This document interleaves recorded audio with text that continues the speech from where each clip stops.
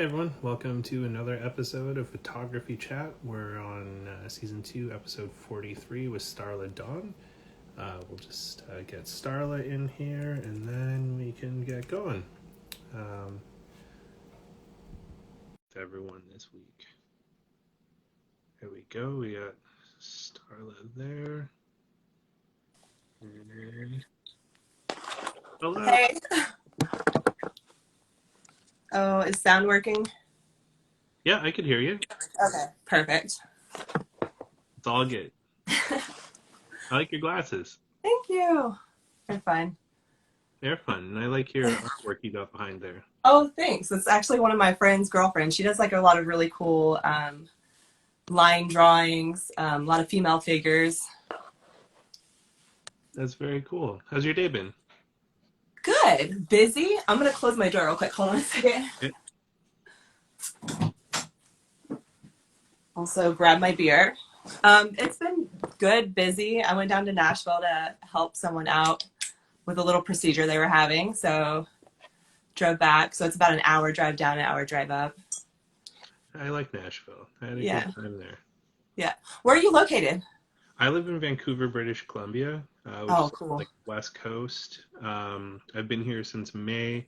I grew up here actually, but prior to that, I was living out in Toronto, Ontario, which is just above upstate New York. So it's like, I think it's like an hour and a half away from like Buffalo, stuff like that. Okay.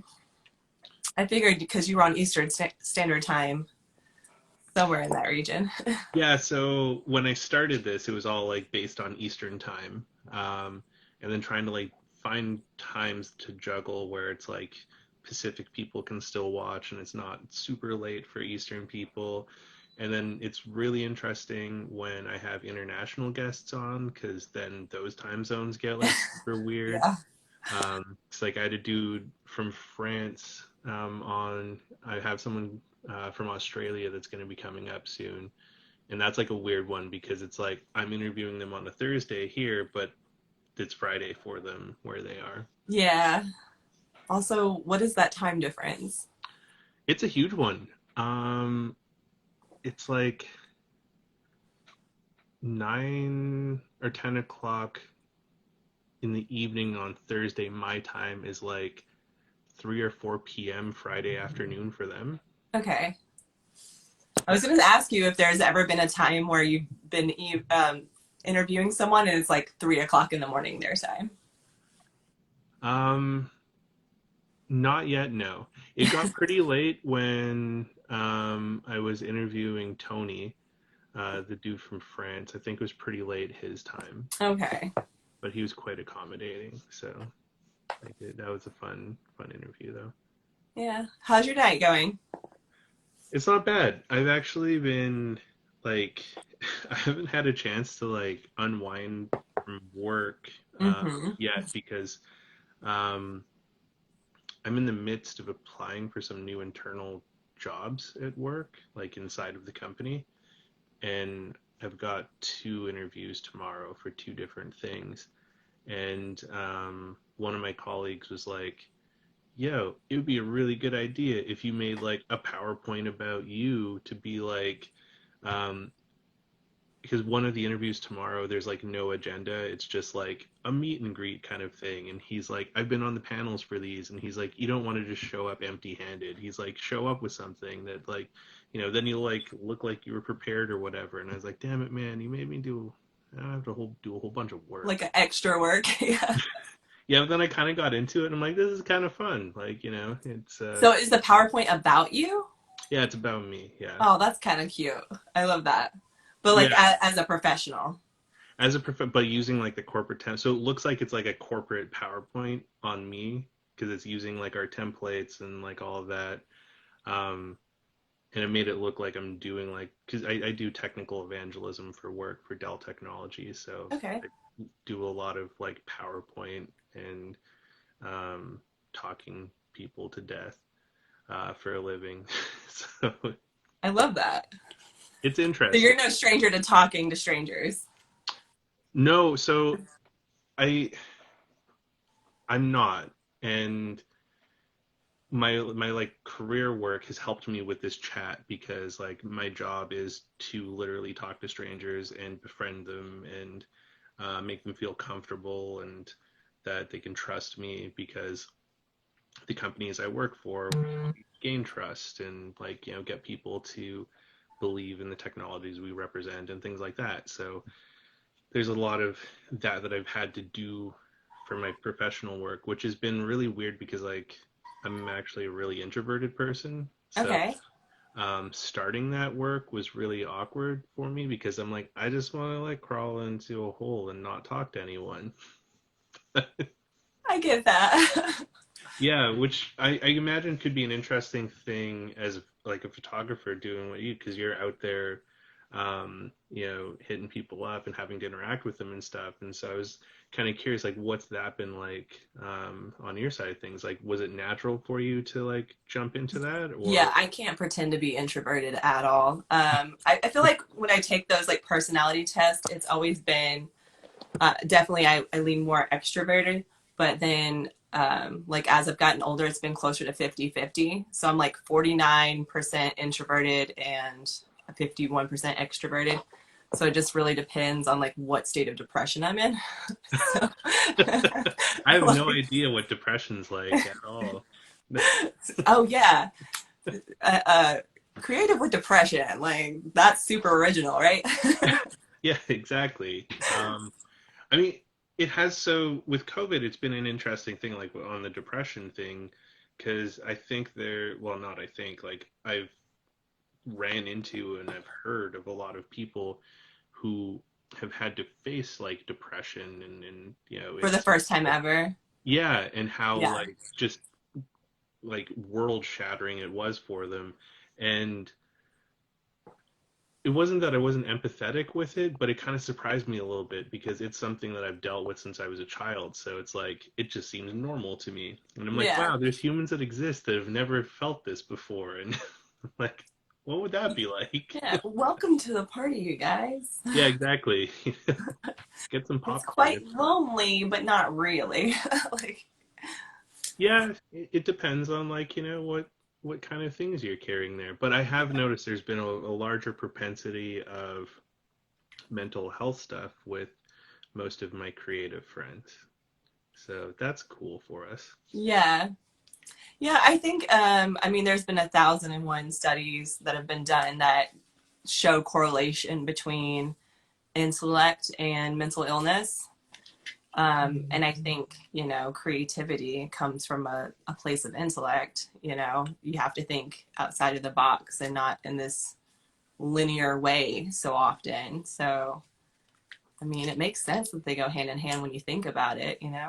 And then if you have ADHD, it's like, what's Ugh. linear? Like, I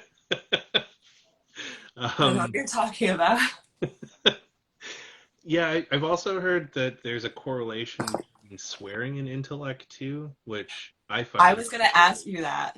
That was going to be my first question on where we stand on swearing, because I know that you record this and like syndicate for podcasting or sometimes. I fucking So, love it. So I mean, just drop whatever the shit you okay, want. Like, cool. Because, I mean, I can turn it off, but naturally, I just, yeah, F bombs are kind of just like part of my vernacular. Do you know what I mean? yeah, they don't even seem well, they're not offensive to me at all, but they just seem like part of the conversation. Like it's just Yeah, yeah. there are natural places. It's not like we're like third graders trying to be like using cuss words the wrong way. But it is hilarious when you see little kids use swearing and use it properly. Like that's I see those TikToks of like little kids dropping F-bombs and I'm like, I've Yeah. never really wanted kids, but like this moment I kind Yeah, of I have a few saved, so I know what you mean. I think it's funny when it's someone else's kids, but when it's my own kids, less so. So as my kids have gotten older, I've definitely not been so great with my filter, and they've definitely watched me interact with other adults. So whenever she like casually says something, it's like now I have to correct that you're not supposed to say this because of like polite company or something. And Well, so Now I now have to explain to you like why society views certain words as good words and why it's bad words, and then you get into all these like deeper topics. And it's like this is an exhausting conversation already. I'm curious now, and not to put you on the spot, and you don't have to answer if you don't want, but what's been like the most horrifying Oh, repeater hi, moment Dave. for you that you've had? I love Dave. Dave's one of the best people. But what was the question? Sorry. One of the most like horrifying repeater moments that one of your kids have like latched onto some words you've said, and then like almost like a Christmas story moment when he's like fudge, but he didn't say fudge. You know what's funny is I can't think of anything that's, when it comes to swear words, I can't think of anything that's so remarkable. Excuse me. I think there's been a couple of times that she has used the word shit and she hasn't realized that, like, you're not supposed to use that word. Or no, maybe it was like ass or something like not like the worst word, but she just used it so casually that I was just like, you're not using it wrong. But we can like come up with a different way to say that. Or like the the other, actually last night, maybe it was either last night or night before last. My boyfriend was having dinner with us and he asked her opinion on the Loch Ness monster, and she was like, oh, that's not real, that's most likely just a whale dick. And we just like lost it. I was like, of course that's the answer. Why wouldn't that be the answer? And I've seen videos of like whales like flopping their dick out of the water. And now that she said it, I was like, first of all, you just taught me something that I didn't know. Obviously it's a whale dick. But also like maybe you say well penis and not whale dick. Like, but But I I mean, couldn't, I mean, she's not wrong. why? But dick's not a bad thing to say. It's like, Not particularly, but I think it just like would throw someone for a loop, to hear like a 10-year-old girl be like, yeah, no, that picture's just a whale dick. Like, it makes me exactly. think of super bad when the guy's like, yeah, it's like I draw dicks, like a man dick. Can't stop Um, drawing them. yeah, and that kind of like it's not a terrible thing to say, but like in that context, there's like um it could be taken in an appropriate way. Like, I mean, even as an adult, I've gotten in trouble for saying words that on their own wouldn't necessarily be bad, but when strung together, create a cacophony of like offense for some Oh, for people. sure. Um, like when I first started doing this public speaking stuff, um, it's tough for me because like my employment history started pretty blue collar, like working in like garages doing mobile electronic shit and stuff like that with like guys that used to be like mechanics that like decided they didn't want to do mechanic stuff, so they moved into electronics. But they were all kind of assholes, and they were like, is that real like tough love kind of thing where it's like you just need to man the fuck up. And that was what I grew up with is like work experience, and then shifting into the corporate world into things being a little bit more sensitive and things like that. Like I've had to adapt a lot, but the swearing has been something that's always been a complaint of managers and whatnot. Um, but then when I started doing this public speaking stuff, my sales wife, um, he thought it was funny that I swore a lot. So he's like, don't stop swearing, kid. That's your fucking thing. That's what makes you Yeah. fucking It'll relatable to these separate you from nerds and other shit. people. Yeah. Yeah, he's like, you don't stop that. And I'm like, well, dude, man, like it gets pretty bad sometimes. When I get on it, he's like, whatever, man, just be your best self. And I'm like, I mean, you gave me permission, so I'm gonna hold you responsible for this if like we get in trouble for things I say. And there was this one event where I was talking about the company I actually work for now, which is like ironic because I swore that I would never work for this company because I thought they were like evil corp, and I was like, they're the worst. And The um, punk rock in you is just slowly dwindling away.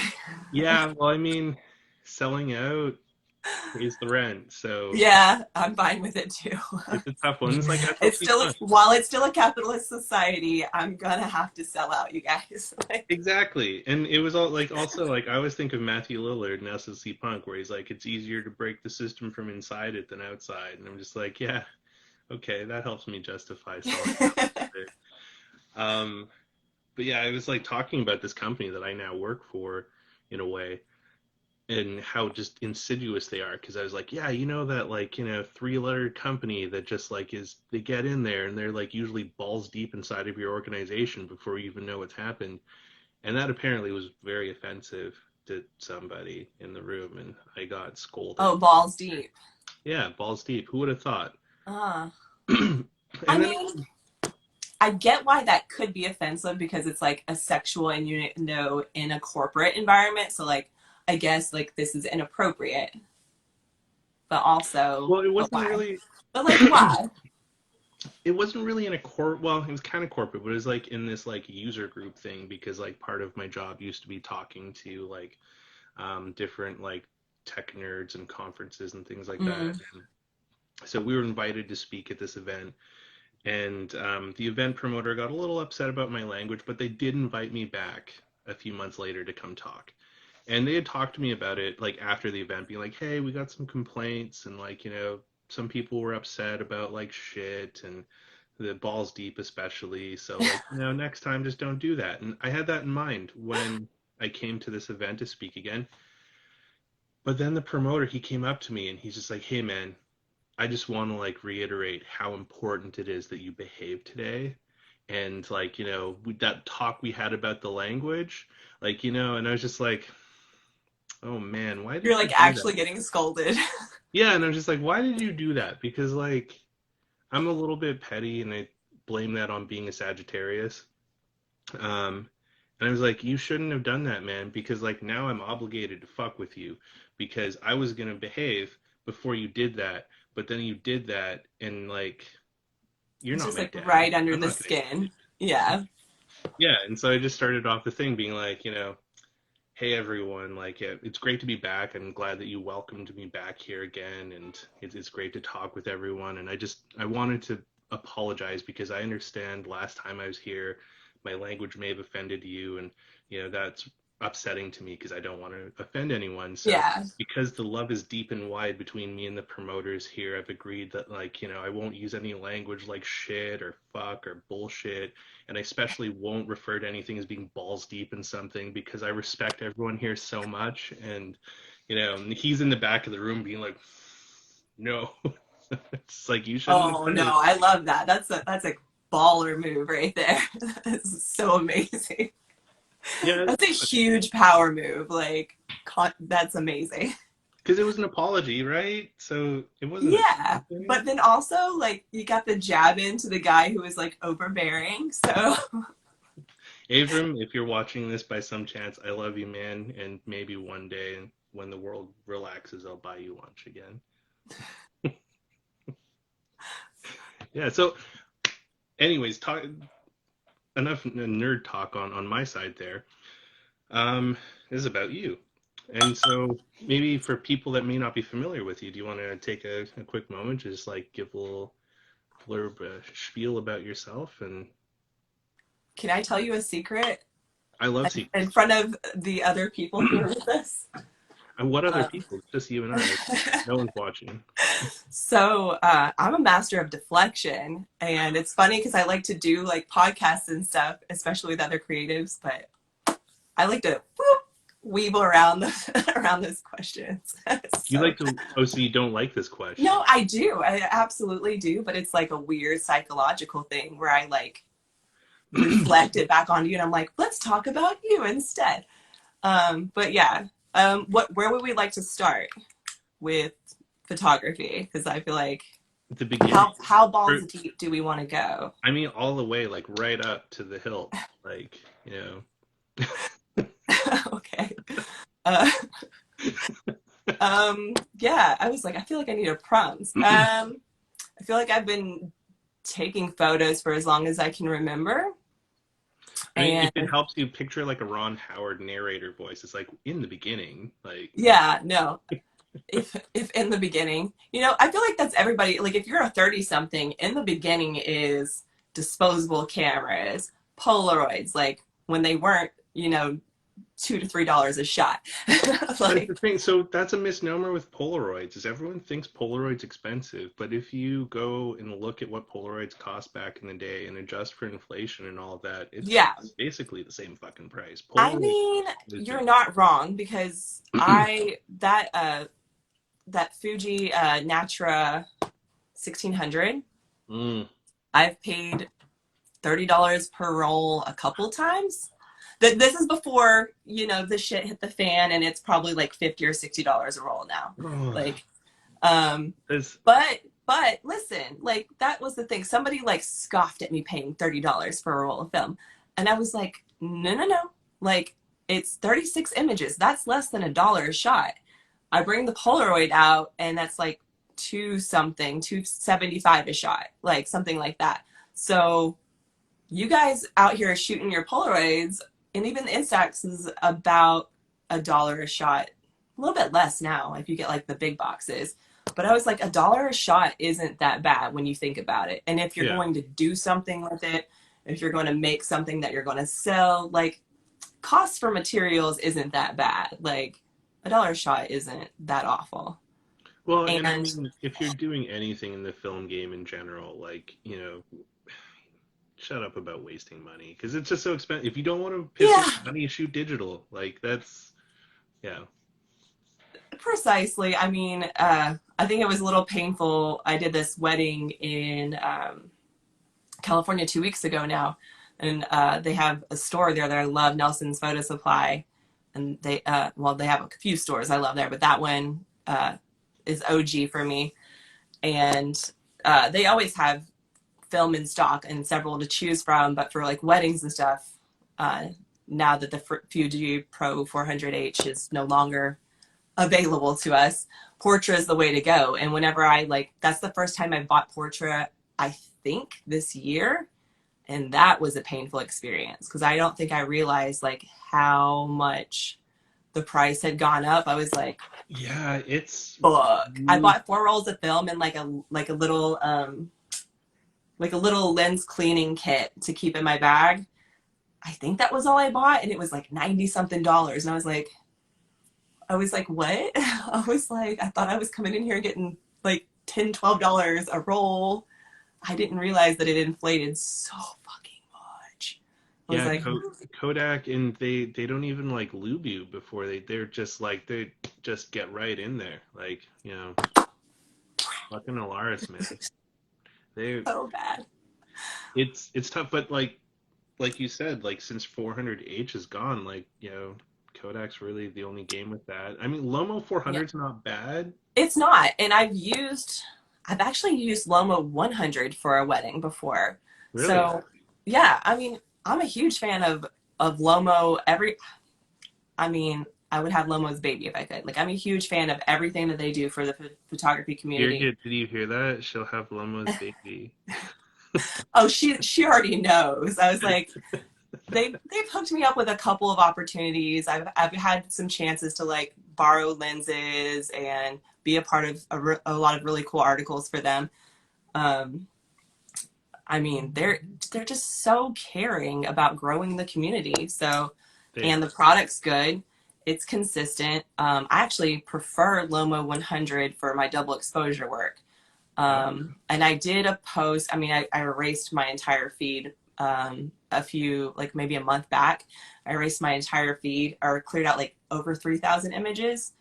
But I did have a set of 3 images up for Lomo 100, Ektar 100, and Pro Image 100 on how they photograph reds because I do like shooting primary colors.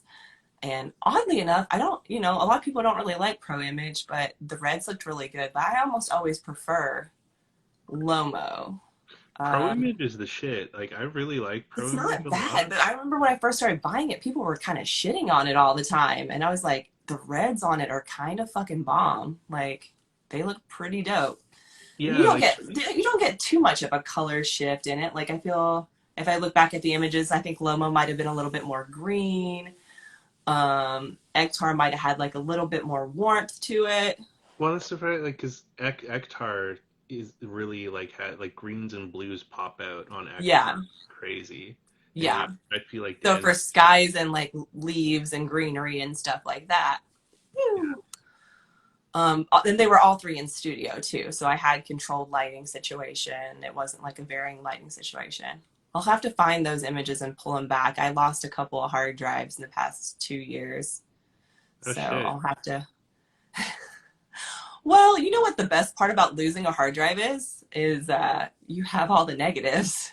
that's fair. So It's just all yeah. that scanning again. So fuck. I mean, you have to like rescan everything, and that blows.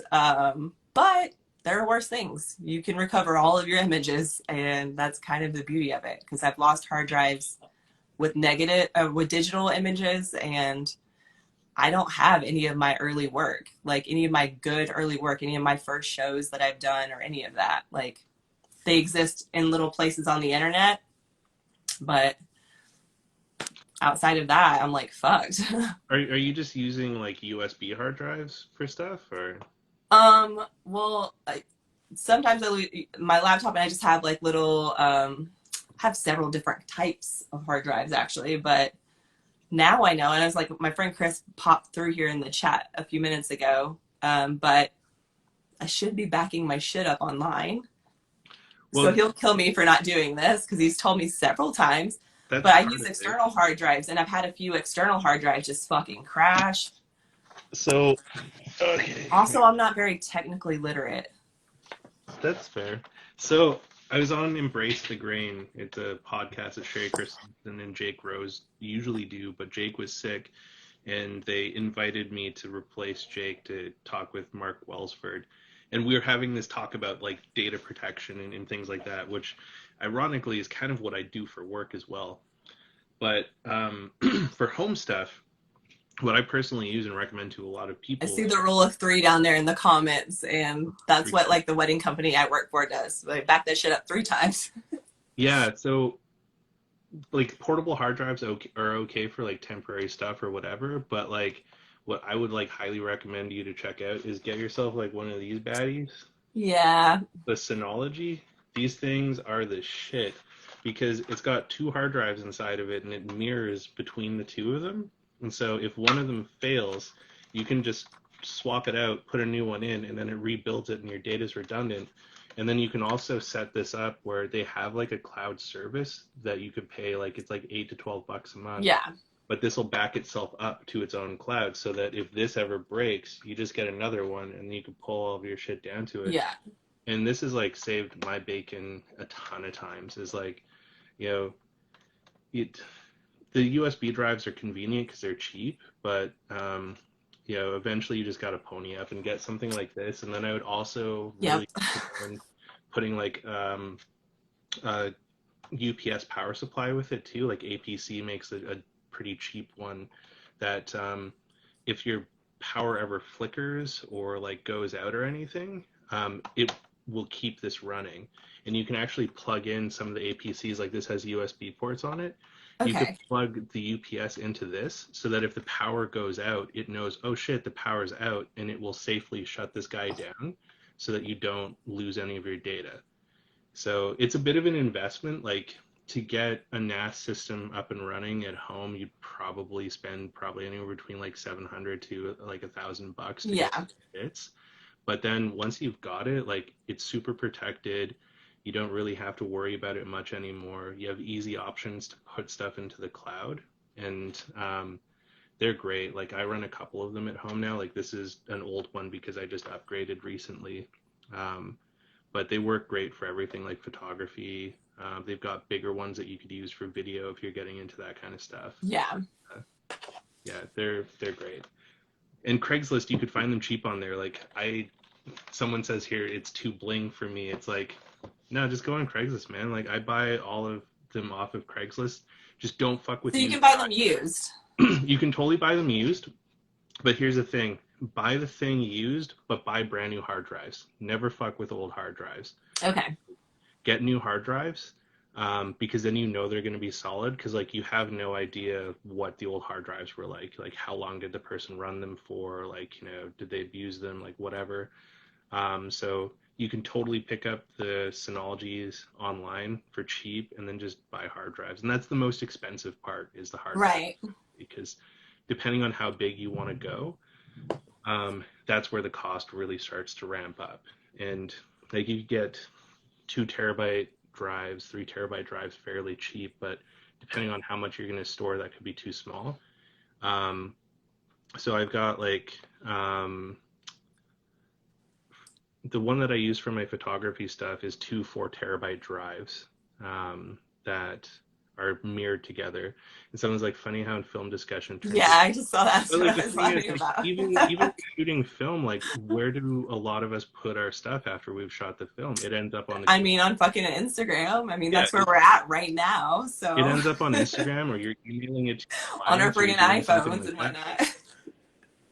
Yeah, exactly. So it's it's kind of like there's an interesting duality that, like, even if you're a film shooter, you're like, oh, it's like analog or die kind of thing. It's like, well, are you taking those negatives into a dark room and printing them out and mailing people the things that you've Like shot? hand dipped prints, yeah. Yeah, exactly. It's like, no, okay, then you're not totally analog, because it's just like, okay, I shot this film and then I had it digitally scanned and then I emailed it to someone and then I put it on Instagram, and it's like, you're like 50% analog, sure, but like, I mean, the other Back part of it burning is the CDs. digital side of things. So it's, I don't know, use whatever makes you feel happy with Yeah. Because I shooting would like to stuff. say I've done a couple of like workshops and a couple of experiences. Like Rob, who owns Safe Light Labs there in San Diego, before he had like his own lab, he he would have these parties like shortly after I moved to San Diego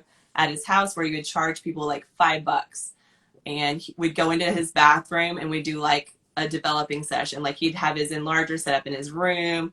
We'd do that, and then we'd wiggle over to the bathroom, and he had this really cool like 3 drawer setup that we would, you know, develop our prints in. And that was great and that was wonderful. But 9 times out of 10, I'm using my scans and I'm getting like sending them off through like a digital printer, you know, like somebody across the country, and just having my prints done that way. Like, I hate to say it, but I don't darkroom print very often. It's a lot of work. It's a lot of money. Like, you know, like It is. I'll get there one day and I'll do more like hands-on stuff, but it's not even necessary for that to be a part of the art form these days, because everybody's so like fast paced. And it's not to say there isn't value in that, because there's great value in that. Absolutely. That's in, I mean, it's there. That's a whole depth of like another form of beauty, but like, Well, and that's one thing that I've been struggling with a lot since moving to Vancouver, is that kind of thing. I was spoiled in Toronto by downtown camera, because even though I shot primarily film, my workflow was so quick because the lab there, downtown camera, is amazing. Like, you could get same day. So if like you get in yeah, early enough, they will have you the scans by the end of the day. Typically, you could have it by the next day. So it's just like, you know, it was faster than shooting digital for me, because I didn't have to fuck around in Lightroom and edit all the stuff, because yeah, I knew their scans would be like excellent. And you know, what I got back from them, I could just run with as soon as it was done. But like, it was literally just um, you know, shooting the film, getting them to scan it. The negatives are in like a Home Depot box in my crawl space, and everything is just on the computer. And like, you know, I share it through Instagram or email them to people or whatever. Like, and I feel like Dan says, I think the talk of digital versus analog is sort of pointless. Both are tools for photographers to utilize true to tell their story. stories. And I agree. Yeah, absolutely. I mean, I think that's like the biggest point that we're both on right now is like use what you have available to you, what's good for what you're doing. Sorry, I'm like fooling around with this little pocket LED light all of a sudden. But no, like So I had the same experience in San Diego. Is that they had an hour. They had like an hour turnaround at Nelson Photo most of the time. So I would drop my stuff off. I'd hang out in the car, grab a coffee, pick my stuff up, and then before the pandemic, you could run over to Safe Light Labs there. And I think at the time, Rob would charge you like $2 or $3, and you could use his Noritsu and just scan it in. And when you self-scan yourself, you can get these high-res files, which I mean, a lot of times I print large, like 12 by 18s or something like that. I don't know. Some of them even like wonky sizes, but you can get these huge actual high res files and do large prints for $3 a roll. Like, you really can't beat that. That's amazing. You know, it was the glory days, which was like 2 years ago. And then I think at the time too, Nelson was only charging like $6 to do like dev only and like uncut. So you would get your whole tube, take it to the Noritsu, just feed it in. 30 minutes later, you have like a whole other thing. I was jealous of your drink there. Sorry. What happened? I was jealous of your drink. Oh, it's funny. I'm finishing off a bottle of Chimay. I started at like lunchtime. Well, like like I said, I was in Nashville and I knew that I had to drive. So I was like, oh, I'm not going to drink a whole bunch. And then on top of that, I mean, it's a big ass bottle. And, I don't know, they're usually like pretty high ABV. So I figured, oh, it's kind of two beers in one. Like if I have small pools, I feel like I can't sit down in the evening and not have a beer. Is that an alcoholic? I don't feel like it is. It's not. It's definitely not. It's No, just that's not drink. an alcoholic. Like that's you just enjoy imbibing in finer things. Yeah, basically. Are your earrings little knives? They are little knives. I don't know if you saw my post earlier. So what I was doing in Nashville is I was taking my boyfriend to get a vasectomy. Oh, good for him. But the shirt I was wearing had like little fuzzy balls on it, so I thought it was funny because I was like, I'm gonna bring knives and balls and like hope he gets the joke because he was like, I don't know, understandably a little bit nervous. Like, I mean, you what know. would have really been funny is afterwards if you got like a cone like they do for the dogs after they and put them on the car ride home. That would have been funny. No, I thought it was cute. I was like, I should do like, and also the outfit was super colorful. It's like super gray and rainy here, and I feel like it rains in Tennessee all the time. It's just constantly raining. So The rain in Nashville was insane. Like I was there for a few days for work and I can't remember if it was 2019 or 2018. It was either late 2018 or early 2019. But there was just this hellacious rainstorm that was just like absolutely torrential and then it was just gone. yeah, It was like yeah, and oh, totally clears away, sun's out, like nothing ever happened. yeah, like we went to Prince's Hot Chicken for dinner and like the Uber ride there was like sketchy because like the guy was like hydroplaning all over the place and like Yeah, that happens. it was super crazy. But then that night was really cool because there was this wicked thunder and lightning storm and the hotel I was staying at had like a really good view of this sort of like this big clearing and I managed to get the only shots I've ever been able to pull off of lightning on film. It was No, you got actual shots. yeah, in That's a front Nashville. door.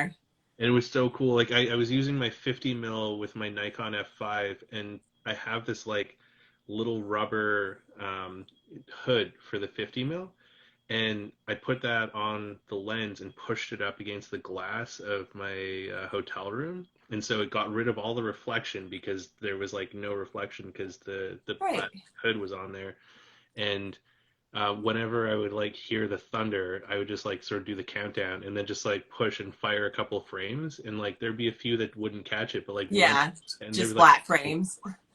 yeah, and it was so wild. Like Nashville was cool from that perspective. Like the food was amazing, the weather was crazy, and then those bird scooters were terrifying.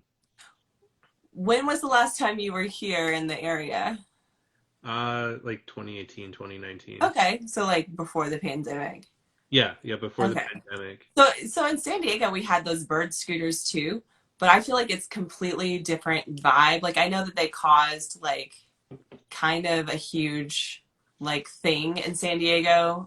It became like national news at some point. I feel like there's like a This American Life or something episode about like the court, how people had dealt with like the legality of the situation.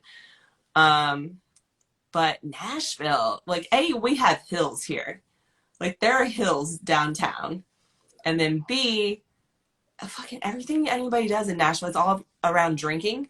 So I just assume everybody that's on one is like completely drunk. So it Well, sounds and the terrifying. roads there are kind of sketchy as fuck. So like I Oh, was it's awful. tearing, yeah, I was tearing ass down a hill on one of them, and then the road like went almost like cobblestoney on me, and I was Yeah.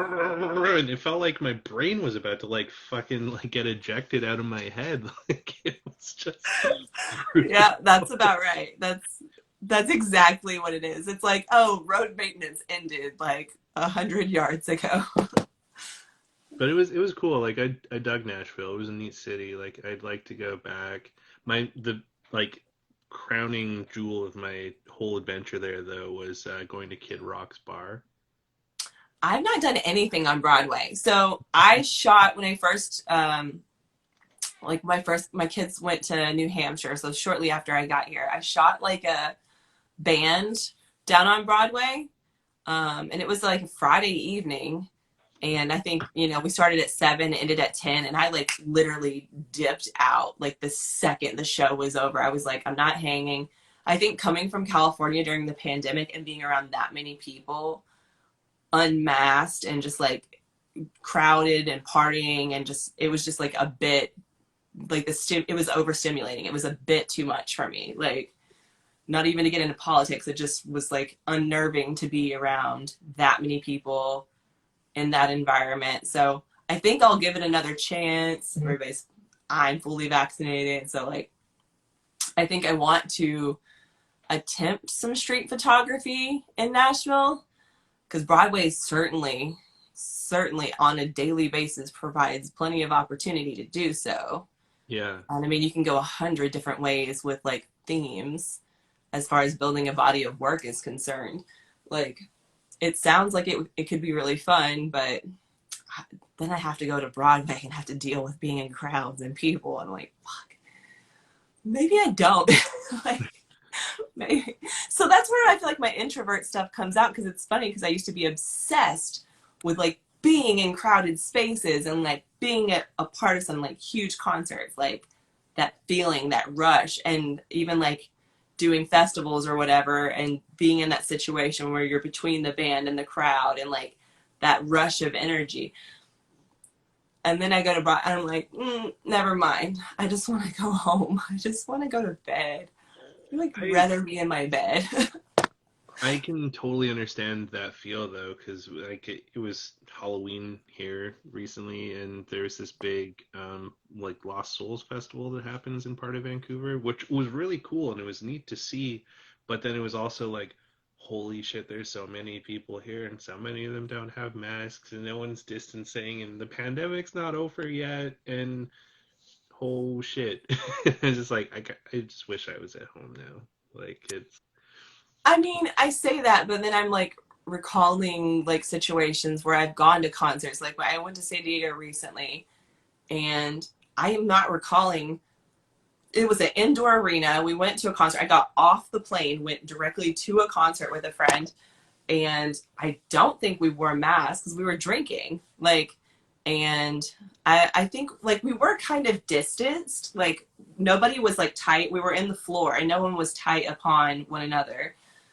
But still, it was like, I like hope I don't get sick after this. You know, like I still have a wedding to shoot later this week. So nothing ever came of it. Like I've been in a couple of situations where it was like that, and I was like, oh, I was paranoid for no reason. But like that's how paranoia works. Like how do you know when it's an appropriate paranoia? You know? Yeah, and I mean the new world is such a weird one to navigate now. Like it's I'm just a baby about being sick is the problem. Like that's the only like I'm self-centered and I don't want to be sick. And some people are like, oh, I got the flu and it's no big deal. And like the only times I've had the flu, it's been like 104-degree fever for a week and I feel like shit and I feel like I'm dying. I was like, I have kids. I can't like take care of people if I feel like a trash. Like who's gonna take care of me? So I'm just a baby. Like I don't want to risk it because I don't know. I've had some friends who've gotten sick, and I'm like, no, I'd rather not. Like some people are just good at being sick. I'm not that. I can't throw yeah. up. I can't do any of that. I'm just not good at being sick. I'm a baby. Well, it's good to know your limits. My limits is anything that has a fever. Like I'm done. My brain is cooking, and there's not hardly anything in there anyways. Let's give it a minute.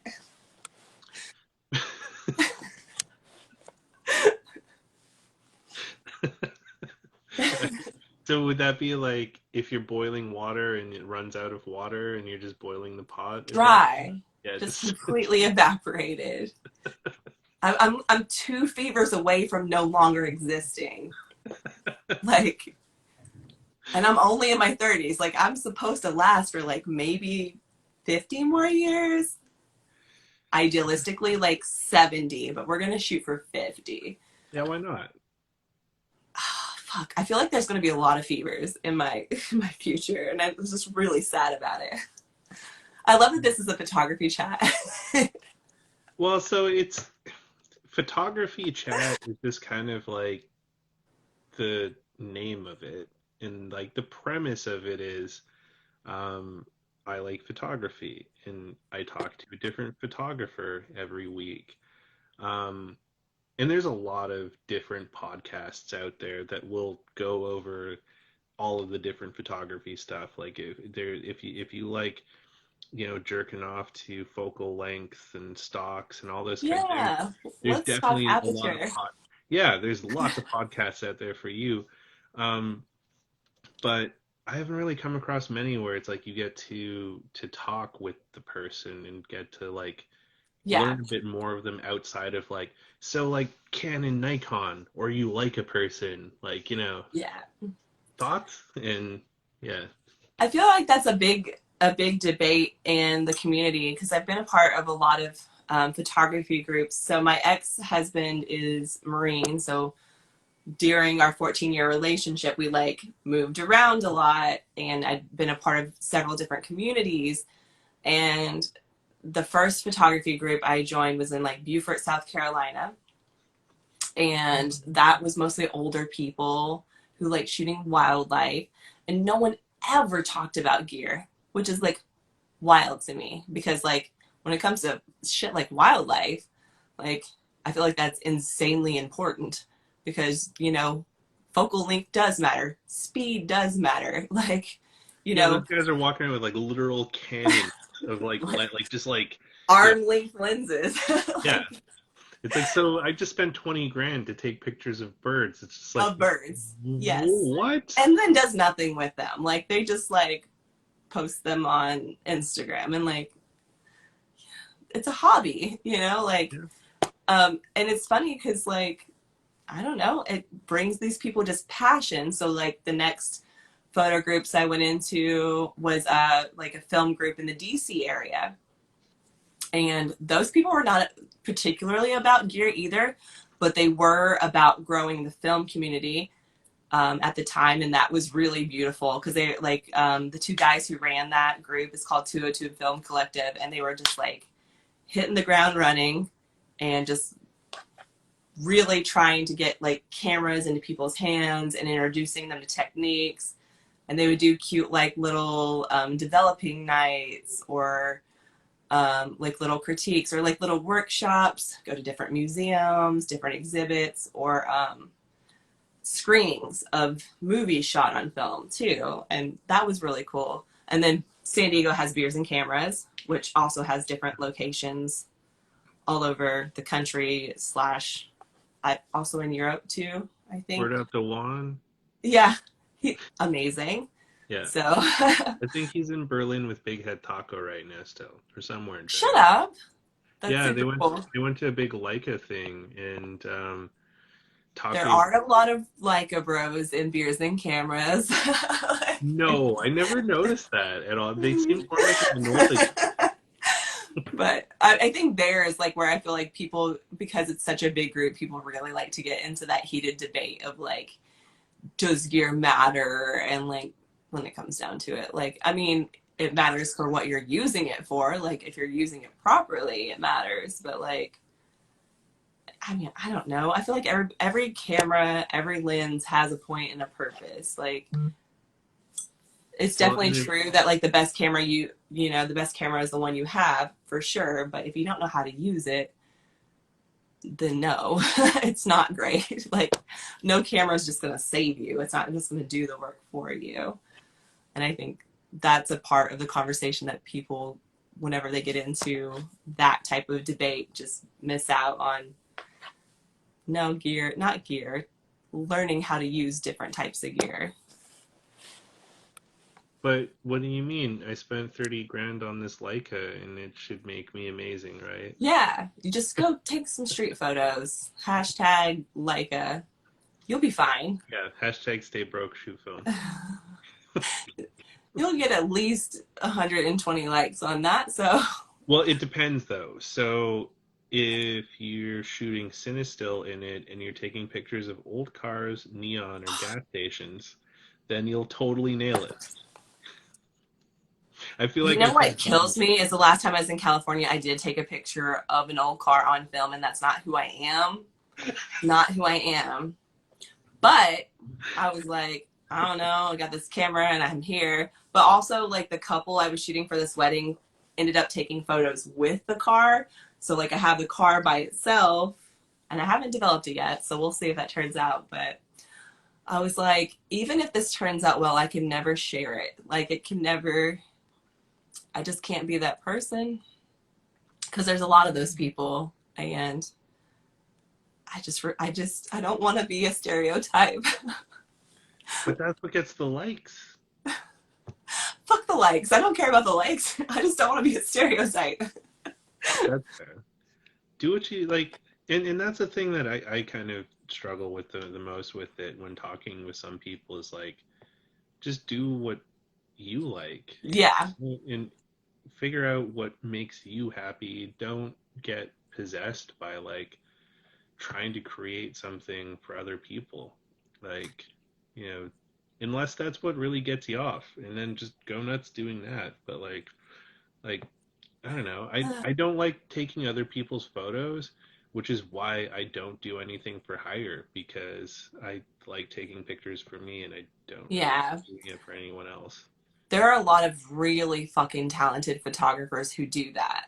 Like, um, there's this guy, Ray, who comes to Beers and Cameras, and he always, like, has these sick, like, Frankenstein bodies. Like, I feel like he has a Hassie with an Instax wide back, if I'm not mistaken. Nice. But like he has like several of these different like Frankenstein bodies with some sort of instant film back, and he takes these beautiful portraits and he just like hands them out like candy. And I'm like, come on, we know that like instant film is not the cheapest thing in the world, but like I asked him several times because they're so fucking good because like he's Oh, using these. is it a Polaroid 600 that he put an instant back on? Because there's a dude that came to the Film Padea in 2019. It's probably Ray. Like, Yeah, and he gave me a portrait on Instax wide with like a goose that was all like dolled up. I mean, probably. I know there's several people who do a lot of that, and I know Dave has like a really cool setup for his instant film and his like pull apart. I was gonna say, like, you've chatted with him before about like I have. His Dave's book my, just came out, actually. Yeah. I'm in his book. Yeah. So I Yeah. haven't got a copy yet, and I need to get on that because I can't wait to see everybody who's in there. Dave took Um, the most amazing photo of me that has ever been taken, and it's in that book. I love it so much. yeah. Where is it here? Fuck's sakes. Talk about underrated photographers, because I feel like he's definitely one of them. And he's so passionate and so loving and so caring. Yeah, I've seen this Yeah. one. I definitely have. I I love love that that. photo. And yeah, Armand at the Denton Camera Exchange in Denton, Texas, put Dave and I up. We crashed over at his place at the last Oh, Policon in that's so Texas. cool. We got Tex-Mex in the middle of the What were night. you guys doing in Texas? Policon. So Okay. every last weekend of September in Denton, Texas, they put on a weekend-long Polaroid adventure called Policon, and it starts on the Friday when they kick off the Texas State Fair, and Okay. it goes on until Sunday. And up until COVID, I'd been going down like for a couple of years, and yeah, I got a chance. Like the last time I was down there, which was the 2019. No, I didn't do the 2018 one. Um, I got to see Dave, and he took that photo then because he was working on his project, and Yeah. he was a wild man. He's just like, I flew out here, but I don't really know where I'm staying, and I'm like, shit, dude, like, Yeah. just come. I'm sure I Armand will feel pick. like you guys do stuff like that for sure. I'm kind of doing that this weekend. I'm flying back to Toronto for the week, and I don't really have a lot of set plans of where I'm staying. I'm just like, I bought a ticket and I'm going. Yeah. I mean, I did that the last time I was in San Diego. Like, I was flown out for a wedding, but like the bride and groom like booked me for some extra days, and I was like, I was so busy in the weeks leading up that I didn't have time to like plan out. So like maybe 48 hours, I just like threw something on Instagram. I was like, I'm gonna be here. Help! I have no plan, and it's never a problem. But like, I need an Jesus adult. Christ, then people get mad because you didn't visit them when you were in town. You're like, I had no time to plan. I'm sorry. Yeah, that's the one thing I'm not looking forward to about next week is like, there's just not enough time when you're on those trips, and like people get upset, and Yeah, yeah, because they missed you. It's for sure. But I mean, how often do you go back to Toronto? this will be the first time I've been back since I moved. So Okay, and you moved 2, 3 years ago? no, I moved in May. Oh, this year. Yeah, I mean, that's like what, 6 months? that's like a lifetime in COVID years. I, It's I was easily like, like 10 I'll be years in lucky if I COVID make it time. back to San Diego once every 6 months. I think I'm shooting for that goal now. But I feel like that's one of the few places like I built such like good rapport, and I have clients there who actually like pay extra and value film. Um, and because I'm a lazy person, like I value those clients more than anything because the thing I hate about shooting digital is sitting down in front of my computer, culling, and then editing to make it look like it was shot on film. Like, or hear me out, you can just pay a little bit more, I can and shoot this on film. you get your photos back. So like, the second shooter I hired for this last wedding I shot there, she works at Nelson Photo Lab actually, and so she gets her film developed, and like I said, they do like hour turnaround, same day turnaround. So she had her film images back to me before I'd ever even loaded the memory cards onto my computer to see the bride and groom stuff. I was like, here you go. Sada sent over her film images. So That's I wild. mean, yeah, I mean, in a lot of cases, film is even faster than digital. Like, if you're in a city who has a lab, like, So when you're doing projects like that, like, do you keep the negatives or do you give them oh, to yeah, for sure. I mean, it's the same as your digital. Like, I still own the rights to all of my images and always will. And if, 20 years from now, the bride and groom, like, those were her images, and I still have mine that I need to send out, because, fun fact, Nashville doesn't have a camera store anymore. What? Not at all. So I think the last time I was here shooting a music video with a friend, they had, I think it was called Juries or something like that. They had a camera store, and it was massive, and I actually loaded up on film because it's slightly cheaper than it was in California. And even though the sales tax is kind of crazy here, but there's no other taxes. Anyways, like, I got really stoked about that. So I moved here, and I was going to make a huge backdrop paper order when I first got here. And I was like, oh, instead of ordering online where it costs $75 to ship paper, I'm going to go down and pick it up. And I go down there and it's shut down, and then I hop online and it's shut down during COVID. Like, COVID was the thing that killed them. So officially speaking, Nashville has no camera store. Third Man, which is like the White Stripes, Jack White studio place. Third Man has a dark room where you can drop off film, and they sell some rolls of film there. And they have, like, I think, like, maybe some special collaboration, like Polaroids, but it's not like a camera store. Like, if I needed backdrop paper or like rental gear or something like that, no, not for me. Well, that could be a business opportunity for you. Oh, no. No. I know somebody needs to do it, because it's like, I know for a fact, because there's so many musicians, so many people, they have stores and places for rental for people who shoot like productions. So like, I know that these things exist. There's tons of studios.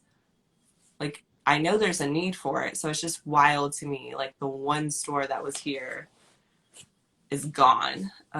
So yeah, now I'm going to send out most of my film, and I have to order everything online for the most part. Have you ever tried using Underdog What's in that? Oakland? Underdog Film Lab. Brian Brooks and I've never even heard of that one. I mean, there's a bazillion labs now.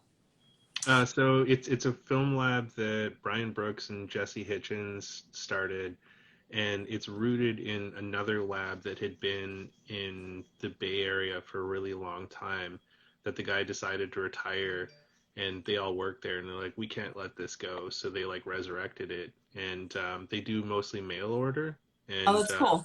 really super great lab. So I noted. You know what's kind of sad is I'm going through this, like, for a while I was dropping off at Third Man, because they do the same thing that a lot of other people are doing now, the same thing that Dave does. And I'm actually going to send out my film to my friend Adam. I think his is called Full Frame Lab, maybe. Okay. I was like, I might have to look on Instagram. But he does the same thing with the DSLR scanning technique. So you get like the full frame. I feel like I've been trying out all my friends' like labs now that everybody's started a lab during COVID, you know? So I'm like, yeah, instead of developing myself and scanning myself, I hate scanning so much. Like that. Some people love it. Some people absolutely adore the process. Like, I lent my flatbed out to my friend Joe there in San Diego, for him to scan all of his negs. And I was like, fucking have it, because I'm going to keep sending mine out. Like, I don't even care anymore. My time is valuable, and I'm not sitting here in front of this thing. I fucking hate scanning so much. I can't stand it. It's the worst. I don't care. You can bring me Silverfast. Great. I love that there's cool software. Fuck it. It still takes like 45 minutes. I hate it. Yeah, and then you still have to fuck around with it after. Yeah. Then I gotta go edit, and I gotta clean up all of this like lint and like fucking debris. Like, no. Nuh-uh. Yeah, no. That's the one thing that like keeps me from doing more dev at home, is that it's just like, cool, like I like the dev part, that's fun, like doing all that. But then once I have them, if I'm not going into the dark room to like make prints, then I'm like, fuck, now I have to scan these. Yeah, I have to scan these. This is exactly the thing. I haven't even that's not true. I did a project recently where I had to scan some Polaroids, and I'm not even crazy with how the scans of the Polaroids came out. But outside of that scanning the Polaroids, I have not even broke out my scanner the entire time I've lived here. I moved here in March. We're in November now. Fuck that thing. Like, I hate it. I hate it so much. Like, But tell me it's how so you really time feel about consuming. I don't scanning. have time for it. But my friend Scott in San Diego has his own Noritsu, and he actually got one before Rob with his lab. And I, like, that would be my dream, is to have my own Noritsu. Like, but now they're like batshit crazy expensive because I feel like everybody's shooting film again. I think he got his for like, I feel like it was under 4,000 if I'm remembering correctly. And I'm like, you would never now. There's no way. Oh, they're insane. Stephanie's like, I don't even own a scanner. At all, what's I'm like, Stephanie, how do you scan your images, or do you just always just send out? And that's the other thing is like, so when I used to send my stuff to darkroom, and I'd get like low or medium res scans, and I'd self scan them at the house.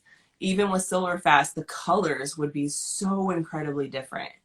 Like the results I was getting, and even like tweaking and tweaking and tweaking, like I couldn't get the color palette to be what it looked like on someone else's scan. And that's another version that I have. The Fuji Natura 1600s is I have, excuse me, the darkroom scans versus my scans, and the tones are wildly different. Yeah, because like scanning in itself is like a total art form. Like getting it right and nailing that. Yeah. It's just not for me. I I had this like fantasy at one point where I'm like, oh, I'm totally gonna save so much money. I'm gonna develop all my shit at home and scan it, and that like lasted two rolls. Yeah. Mhm. Yeah. I mean, that's about right. I was like, I should go through like the stuff that I self scan, and I feel like maybe I got to five. Like, maybe I got to five rolls, and I was like, yeah, this is stupid, and I don't like it, and I'm fine that I wasted $50 on like the software or whatever, like, and how much ever I paid, like 200 and something dollars for the scanner. I'm like, yeah, I I mean, don't want to do this again. I'll pay the extra money for I someone do, else to do this. I do scan a lot for Polaroid. So like I use ViewScan, and that's been great with like this Epson thing. But I think I might try fucking around with the DSLR scanning because like I have all these negatives from my parents. So, are you gonna build like the light contraption to get to do the DSLR scanning?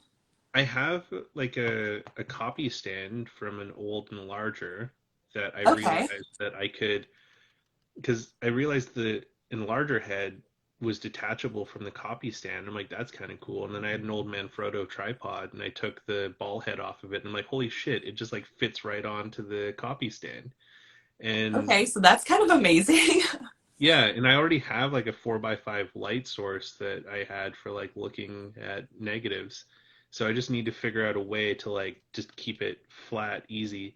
And I started fucking around with just like I bought a couple of like shitty 4x5 um, picture frames from the dollar store that had glass in them. And I like sandwiched it in there just to fuck around with it to see if it works. But I think I need to buy some anti-Newton glass to like Okay.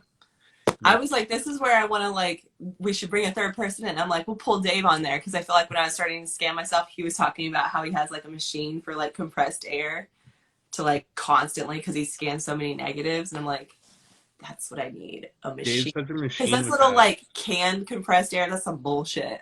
Like, Yeah, you gotta have like the compressor machine, and like he's like Dave has a serious lab in his house. Like, yeah, you know, yeah. us hobbyists are not gonna have that kind of shit. No, no.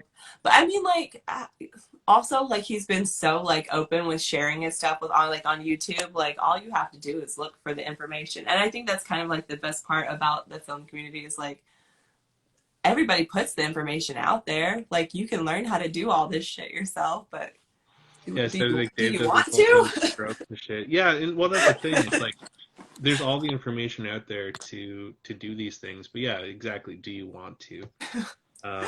I mean, like it's interesting, like the wealth of information that's out there on the internet and Google and YouTube, even outside of photography. So I used to work in healthcare, and I was working on this project where we needed to set up physicians with access to computer resources. And so I had to interview all these different groups on like what applications were the most important things they needed to do their job functions. And I got absolutely horrified when I was interviewing the operating theater because the top two applications that they requested that it was imperative that they had them on their computers in the operating theater were YouTube and Google.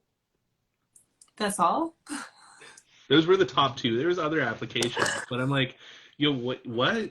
So you have like someone cut open on the slab and you're working on him and you're like legit YouTubing how-tos on like what you're doing with this person, or it's like, we nicked this vein, quick, get on the Googles and figure out what we do. First of all, I support this because I'm like a huge, like I 100% believe you can, if you want to, and that's the keywords, if you want to, you can literally learn how to do anything on YouTube. Anything.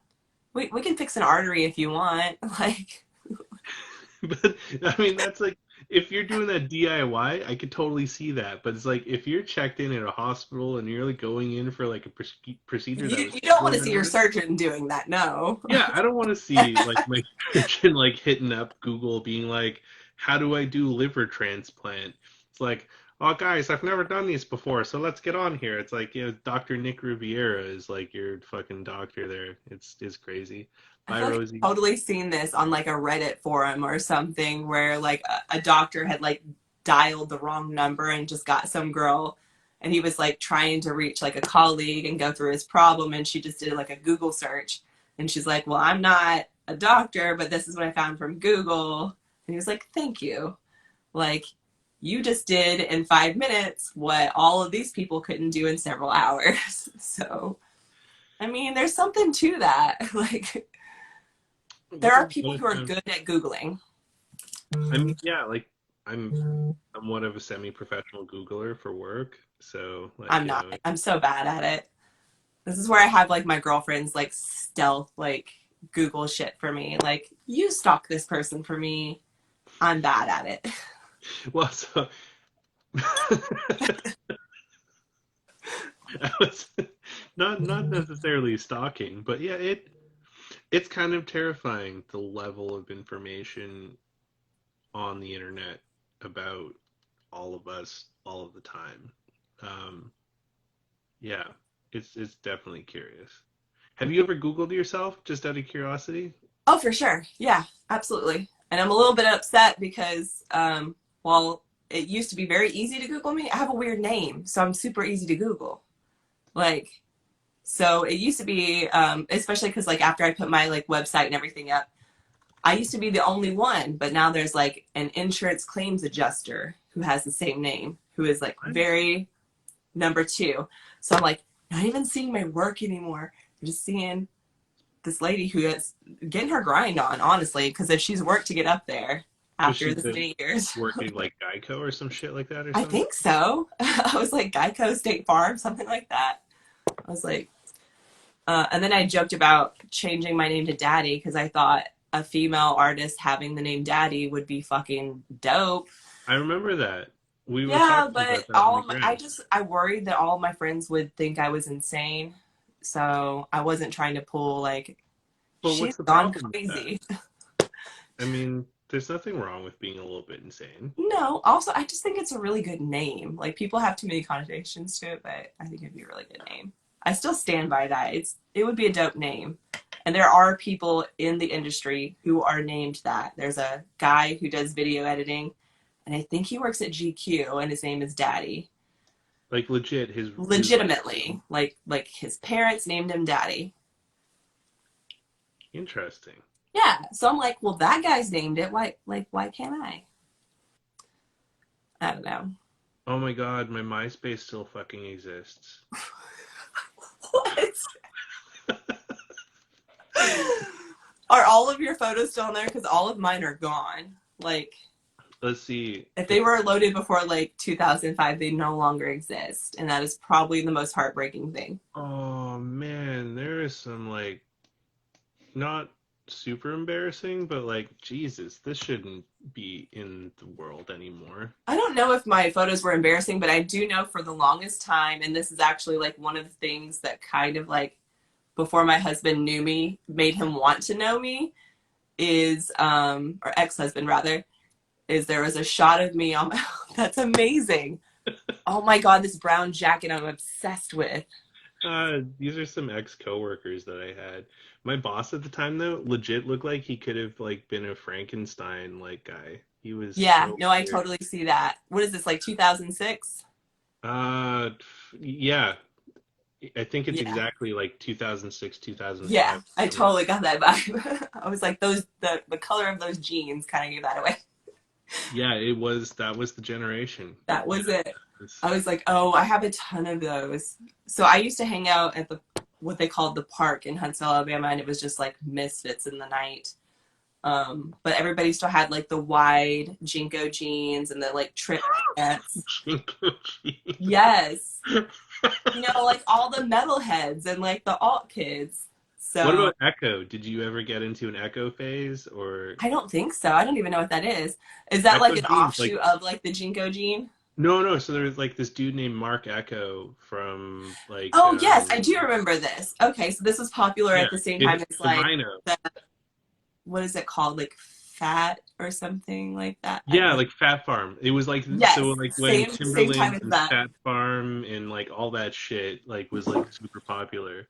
I was Yeah, like, I definitely got some prints in here. Oh, that's that funny. that like jean wash color like brought it all back. Yeah, but that's what I was talking about. Like that was such a huge era for disposable cameras, and now there are people who are getting paid tons of money to like bop around backstage at these like really wicked awesome events with disposable cameras because that's like their thing, and it's like, bitch, I've been doing this for like 15 years. Like, please. That's Oh, great. do I what? haven't, I haven't Googled myself in a while. And this is hilarious because like the last time I Googled myself, it was embarrassing because there was like some like fucking shit from when I was like a little nerdy kid in like Boy Scouts, and it's like No, I I love like that. That's computers, kind of and amazing. it's gone now. Now it's just photography stuff. It's just all No, my that's great. podcast. Yeah, that's what we want. Yeah, So you're bummed about it? I'm a little bummed about it because like Oh. I didn't save any of that shit because I'm like, oh, I could just always Google it if I wanted to like feel shitty about myself. Oh, I get the idea of that, but like, yeah, no. Yeah. Mm-mm. I don't like I was gonna say I don't Google myself often. I've done it like probably about once a year to see like how my business page is doing. But other than that, and I haven't done it since I moved to Clarksville because I haven't updated most things. Like, I don't know. I don't I know having a web presence is important, but like, is it really? This is fun because instead of going through MySpace, I'm just going through a box of prints. I miss that like everybody printed their work all the time. Well, that's one thing that's important too, is like if you haven't ever printed your work, you don't do it often, you totally should every once in a while if you're like ordering if you're dropping film off and the place that you're getting it devved and scanned at does printing, like I order mean, some prints. seriously. It's Oh, fun. look, here's one I was talking about. Oh, it's got a gloss finish. I hate that. You get the pants there. Like, Oh they're shit. kind of amazing, right? But you Those could are tell about what year this is. what was that like Like, 2002? I think it was 2004 or 2000. Oh, March 2005. Oh, Oh that's no. another thing. It's just the fucking dates are printed on the back. That's a thing we miss. Yeah. I don't think I have any photos that old, but I do have some printed stuff here. Oh my gosh. I have so much old shit. Like, I mean, it's not true. I don't think I have anything on my person that's pre 90s negative wise. I think I have several from like early Let's, 2000s. let's see what we got here. Oh, this is terrible. None of these are So this good. is the only thing you used disposable cameras for is just Crotch shots? Yeah, well, just like party pictures, just like people like passed out in like awkward positions. Like that's all. That's all you did, and paraphernalia. Like, but now you Paraphernalia. guys have internet and like post things on your Snapchats. So I'm so this is happy. cool. I'm This was so happy the internet was not like a huge thing. Like me too. when I was growing up. Yeah, like I did not need people to see what I was doing. This is from the first roll of film I ever shot after not Oh, shooting in it looks 20. like there's some like cloud or fog there coming over the I think that's mountain. the light from. Oh, probably. I was But like, that would be sick. this is the first roll I shot after not shooting for like 10 years in 2017. And like when I got these photos back, I like cried a little bit. It was What year was this? these are from 2017. Oh, I love that. Yeah, I got all like teary eyed. This, oh man, so this was like one of my, when I first moved to Toronto to like do the tech job out there. This was my first sales wife out there. That's Rodney. I call him Raw Dog. I was gonna say every time you call him your sales wife, I'm like, hee hee. Yeah, I've had a few sales wives. Rodney was one of my favorites. I liked him. He's a funny guy, and we had to take a trip for work. So Rodney and I worked on the Eastern team, and out of 30 people on that team, we were two out of the four colored guys out of 30 Okay, people. Rest of them were like all rich white dudes because it's like tech sales. So it's like, yeah, they that made makes money. sense. And we got we do these like every quarter they do like a quarterly business review where you go and like review the previous quarter and talk about the next quarter. And um, we had gotten approval to do our QBR at the Greenbrier in White Sulphur Springs, Virginia, which is like a super fancy place. It used to be like the backup Where for is like Sulphur USA. Springs? It sounds familiar. It's like an hour and a half or 2 hours away from Roanoke. So it's like you have to fly into Roanoke and then you have to like drive through the fucking sketchy mountains with no fucking So cell. it's not off of 95 then. Okay. No. Okay. It was super sketchy, but it was funny like when we were on the team call and the guy's like, "Great news, everyone. We got approved to go to the Greenbrier." And they're all the white dudes are like, "Fuck yeah." And they're all excited and I'm like, "What?" And then Rodney's like, "Bro, Like, the what fuck does is the this even Greenbrier?" mean? Yeah, he didn't know what it meant, and I wasn't really super stoked about it. But when we got there, it was kind of like a sketchy moment because we, luckily they gave us like the Abrams tank of rental cars. I got like a full length brand new Suburban is my rental car, and I was like, really, man, like this is what you're giving me? But then you know to drive through these like sketchy racist hills, it was the great car to be I in. was But about to ask, like, as a white person, am I supposed to know what the Greenbrier is? Because, like, I don't. it depends on how much you paid in taxes. I'll never know. I will always be bottom tier forever. It's I mean, I shoot film, so we know where I live. it's a Like, fancy like golf course that used to be part of like the pro golfers tour and things like that. Like oh, it's that's funny. totally. That's even funnier because I worked at a golf course and I don't know shit about golf. Like, I I worked mean, at a golf course for like 2 years, literally don't know shit other than to how to fill a gas golf cart up I with gas. mean that's all you need to know is like how to Run a drink cash beer. register. Yeah, I mean the secret to golf is like just being able to drink beer and drive those carts, and it's like the only place where drunk driving is really like not frowned upon. Yeah, that's a great point. This is kind of like bowling for me mentally. Is are they sports if you're allowed to drink while you're doing them? Yes, Yeah. You and think it's just unfortunate that all the other sports don't let you get wasted. Like, could you imagine how much more interesting football could be if all those guys were getting tanked? I was about to say the same thing about hockey, but I know firsthand that a lot of the guys who are playing hockey are tanked. So So is it really any different then? I guess not. But god dang, I was gonna say like bowling and golf are the things I think about when it comes to like drinking and sports, and they have to be like the most dull sports to watch. Well, and so you mentioning bowling and golf in the same thing is making me think of a cinematic masterpiece, The Big Lebowski. Yes, When the guy pulls the bowling ball out and he's like, "The fuck is this?" And Jeff Bridges is like, "Obviously, you're not a golfer."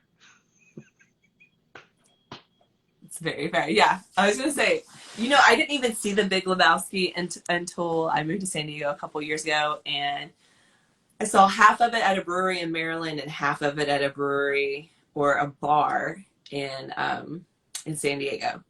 So I've never sat down and watched the Big Lebowski all the way through. Never Really? once in all of my life. Never. Oh man, Yeah. I was highly like, and recommend. it's one of those movies like you get the references. Like, of course I like understand the references, but I've never watched it the whole way through. It's like a Clockwork Orange, like there's a lot of like popular like culty movies that like all of my peers are into, and I'm like, I've literally never seen this movie. Just not a movie person, or No, I just love movies. what's Absolutely your fucking love movies. what's your It, favorite movie? oh, that's a hard one. What mood am Okay, I top in? top three movies. Oh, so I'm gonna go with the old classic. Top number one movie. Fuck it, I'm just gonna say it. I'm gonna say it right now. It is Robin Hood, the Disney version. Okay. Number one movie. Like that's it, hands down. I don't feel like that's a film. There's not the same level of acting, but if it's ever on or I'm ever around it, I'm gonna watch it. I feel like Pretty Woman's another one of those types of movies. Like I'm That's a gonna great. watch it. Most things with Julia Roberts, I'm probably gonna watch it.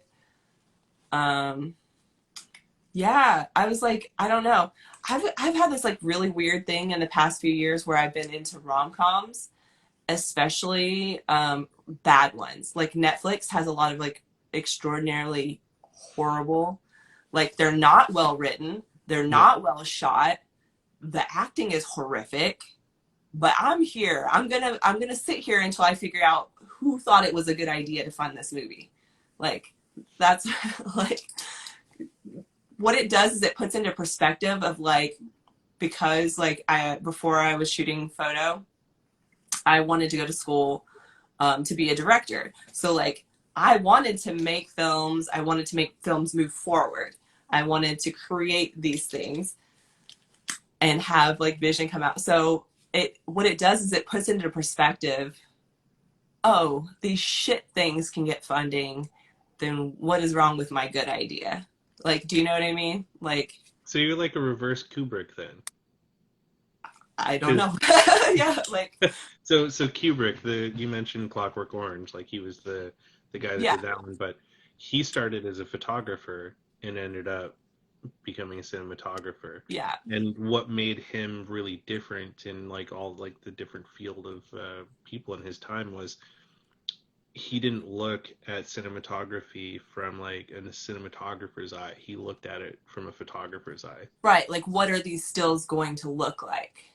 I Yeah, love that. exactly. That's kind of amazing. But you were like, I wanted to be a cinematographer, and then you became a photographer. Yeah, totally. And I mean, I could tell you why I did it and like how I started like shooting on purpose. Cause like I've been documenting like dumbass parties and stuff like that for as long as I can remember. Like that's just a part of who I was in my teen years. Like I was definitely like disposable camera girl at the party taking pictures that probably no one, blackmail photos. Like, but that's just like who I was. And that's like part of our friend group is like have the walls of like nonsensical photos. And like when your friends come over, you can like look at this gallery of like hilarity.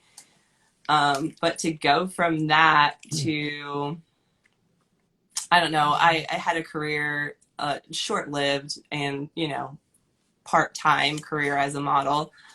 and to be hanging out with all these creatives, especially when it comes to runway, hair people, makeup people, your agents, the directors for the show, the designers, all of that, and to see all these moving pieces come together and to be backstage, because it takes hours, sometimes upwards of like 10 hours, 12 hours being backstage, hair, makeup, all that to get ready for a show that, like, when you're a model, you're only on stage for like what, 10 seconds? Like, Yeah. you're out there and back. Like, there's all this work that goes into that. So I just started documenting backstage stuff.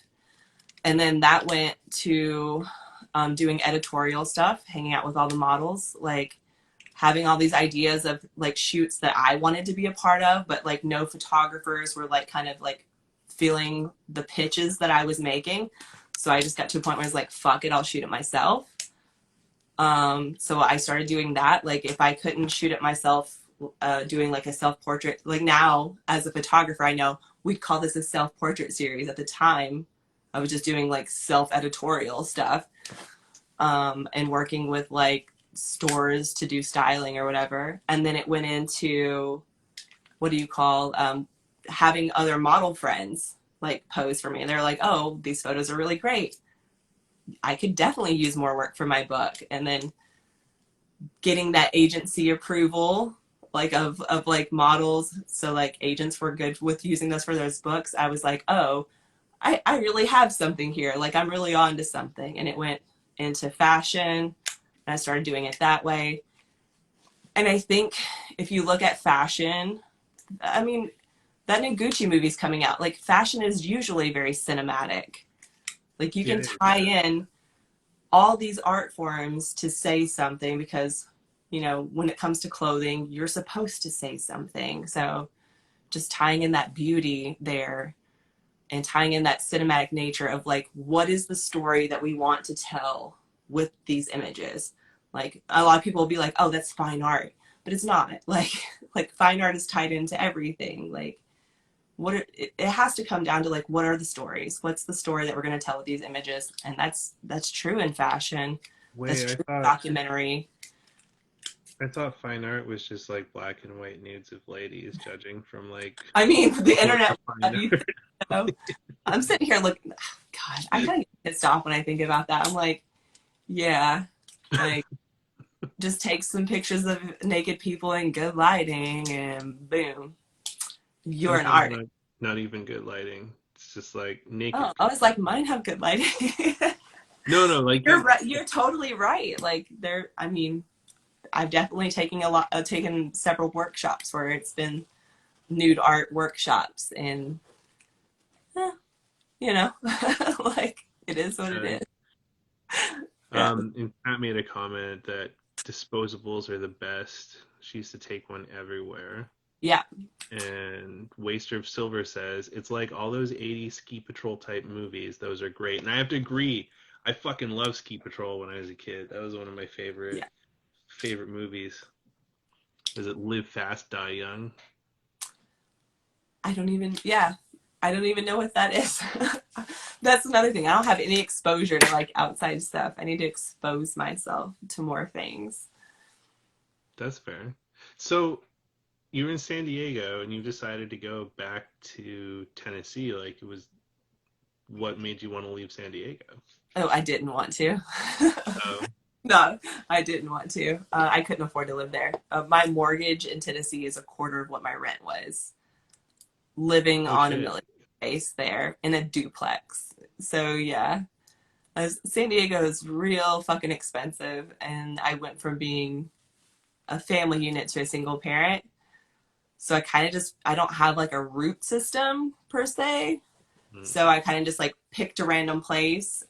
Clarksville seemed to have good numbers when I ran the numbers.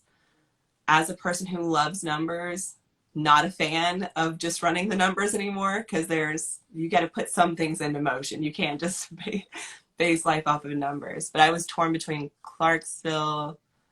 I mean, I would have liked to have been closer to Nashville for sure, but I couldn't afford Nashville straight out the gate. So Clarksville was a safe bet.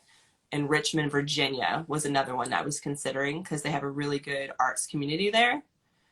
But the schools were not rated as well, and it was a little bit more expensive. And my ex's family would have been terribly close. So I just thought that would be a little awkward in the first year of a separation to have like my in-laws so down my neck. Do you know what I mean? Yeah, nobody wants that. That's fair.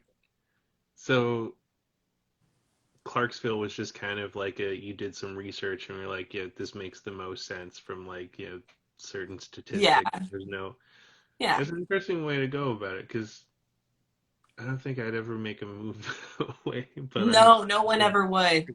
But I think I have a unique living situation, and I don't think a lot of people share that. And that is like, I don't have like family. Like, I could go back to like where I went to high school, but I went to two different high schools. Like, and like, do I want to do that? Do I want to like come crawling back with my tail between my legs, or do I just want to like roll the dice and see if I can make it somewhere else? Like, I don't know. It just, I don't know. I feel like whenever you go, if you're a person who like moved away from home early and you go back into that, it feels like it could be stagnating, which is funny because I feel like I've kind of been stagnated here. But I think like being around those old people, you can get into old patterns and things like that. So yeah. I was like, you deal with the people who like knew you in this season of your life, and so they treat you like you're still in that season in your life even if it's been 15 years, and it's like, no, that's not who I am any longer. That's not who I want to be. So I just have to go be somewhere where no one knows me and I can just be who I am and just create that person from scratch, or in that image from scratch, and that persona in the community from scratch. So I just took a risk, and I'm not crazy about it. I'm going to give it like, I always say 12 more months, but now it's probably like 10 more months. I'm going to give it like 10 more months.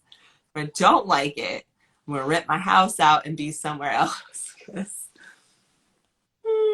I'm not crazy about it. It's definitely not San Diego. I felt really at home there and really a part of a community there. And just, I mean, it's easy. I think it's easy to do in Well, San and Diego. California's got a vibe. Like it's, It does. yeah. Yeah. But I mean, the first, so 2021 and 22 or something like that, I lived south of Fresno in California. Different vibe completely. Yeah, so, I mean, all of California is different for sure. But yeah, no, I just felt like so at home in San Diego and like a part of something. Like the community was so open. And I think because there are so many film photographers there, you do have that community. Yeah, I still have not made it to San Diego yet. The closest I've gotten was San Clemente when I went down for the darkroom Oh, thing. I was like, yeah. So a couple of years before, a year exactly before we got orders to San Diego, my ex-husband's grandmother's funeral was um, in the Los Angeles area, and we stayed in San Clemente, and we drove down to San Diego to do some brewery tours. And it was funny because we were like right across the street from where we would live a year later, and we had no idea. That's But San crazy. Clemente is beautiful, and it's Yeah, such it's so like gorgeous cute there. town vibes, like small town vibes. Like the breweries are smaller. Yeah, Wait, it what were you was doing it in San was Clemente? I was there for the darkroom labs That's what I from thought.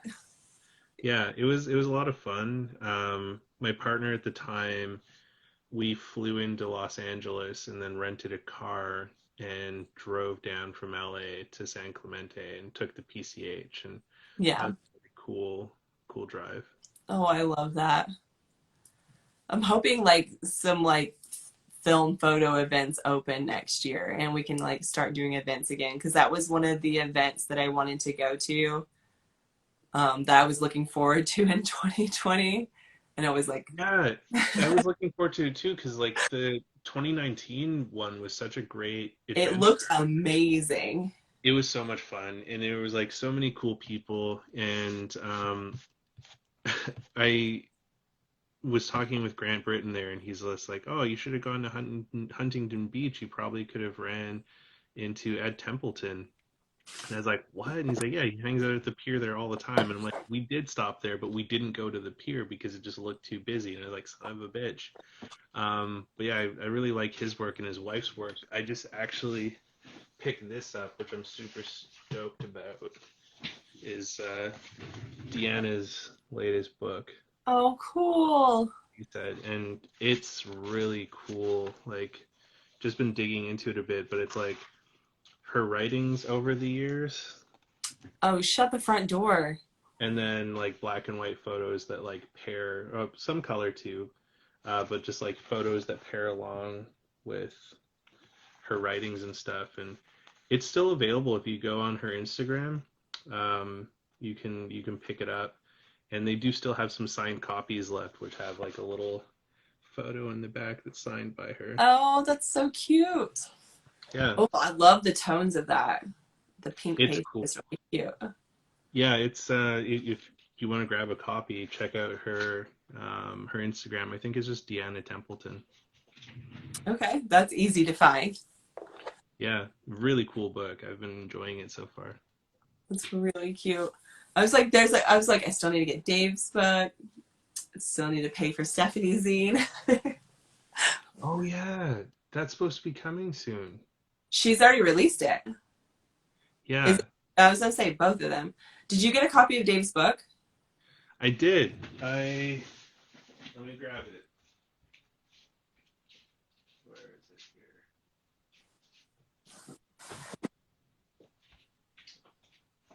Yeah, it came out Oh, really lovely. oh, I'm so jealous. I haven't got my copy yet, so I need to get one. And yeah, it was like really sweet because like Dave had a lot of questions because like he'd never used Blurb before, and I've used Blurb for my book and stuff, and so I got a few text messages with him when he was working on this project, and it was really cool to like kind of be part of it in a way of that. But like, yeah, here's the real go. There's Han. Oh, I was gonna say I listened to one of the episodes on Stitcher. How do Which you one? say? I was gonna say I think it was yeah, Han Fons, Yeah. right? Yeah, I was gonna say that was the Oh, last one I listened to. there's Yeah, Ben. I know. It's freaking sick. Oh, it's such a good photo. Like they're all so great. Um, what else did he get here? That He's some such of a these good portrait books, artist. like this one's great. The bokeh he got around his head Yeah. is like so dreamy. Like I mean, when he's creating these portraits, he knows what he's looking for in the background. So like it's so cool to like watch him spend that time making that happen. one, this dude's really cool too. And if you ever end up going to Denton, Texas, you definitely got to go have a beer with Troy. He's a great photographer from Oh, cute. Okay, Denton. so where is Denton? Like, where do I fly into? Denton is a half hour, 45 minutes outside of Dallas. So you Okay. fly into Dallas Fort Worth or Dallas Love. Yeah, easy peasy. Yeah, it's a fun trip. Like when the world opens up again, you definitely got to make your way down to hit one up. And oh man, Like, somebody JP, needs to remind me about Policon because that sounds like a really fun. Oh yeah, that's me next door. That's actually the shirt that I wore today earlier. that's awesome. And The I love, balls, the fluffy balls. is that an F100? It is, yeah. That's primarily what I've been using lately. Nice. I got this Canon Elan staring at me now with a roll of film that's been in it for probably 3 months that I haven't finished shooting, just haunting me. The F100 used to be like my main go-to until I picked up this chunky boy a few What years back. And then this has been my main boy lately. The what is big old that? F. Oh, It's an okay. F5. Yeah. Jesus Christ. I was gonna It's say I kind of love these because they're weapons. Like if anybody were to walk up on you, wow. Like, Well, and that's why I love the F5 because like the F100 with the grip is definitely a beefy boy, but yeah, like the F5 insane. is all metal. So like there's been a few times where it's Oh like shit. when I've been shooting street that like there's been a couple of like agitated street people that have come up and like started shit, and I was like just about ready to clock them with it, and I'm You're just like, like, you don't want to come no, at but me, I man. got like Like a I literal brick in my hand right now. yeah, it's like this will fuck you up. You don't want this. Like, I love the idea of using cameras as weapons. Like, it's a little gangster, but a little bougie at the same time. well, so the F5 I love too because it has like an interesting story with it, with like a lot of the photojournalists and stuff that used to use it way back in the day.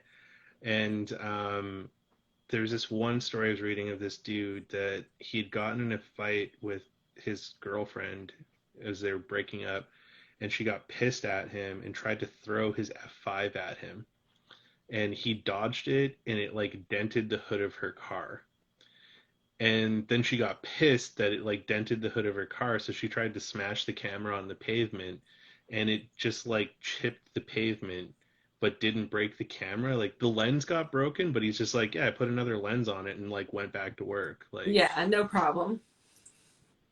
yeah, I was gonna it's say just cool. my lens has like a little chip in like the thing that holds the hood cap on or the lens cap on. I'm like, yeah, still functional lens. It's fine. It's gonna be fine.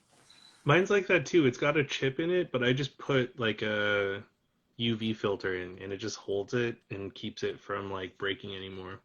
Oh, yeah, that sounds smart. Like, remember we're talking about the evaporating brain cells, so Well, oh, I get just like it's one thing I do with all of my lenses. Like I put a UV filter on them, not because I'm worried about that kind of shit, but just like I'd rather smash a UV filter than the lens. I do Um, that with like a lot of my bigger lenses, just to prevent like scratches and stuff. Because I like, when am I gonna have an extra like 2Gs sitting around? I'm not. It's not gonna happen. So don't talk like that. You're gonna be a just baller one day. protect my investments. You'll be like balling out of control. Um, I'm stoked on this book though, because what I want to do, and like you're gonna be one of the people I hunt down, is I want to find all these photographers and get them to sign their photos. I did that with my zine when the zine I did for the like JP lives burlesque zine. So it because sounds like you JP. spend a lot of time in California, is what I'm hearing.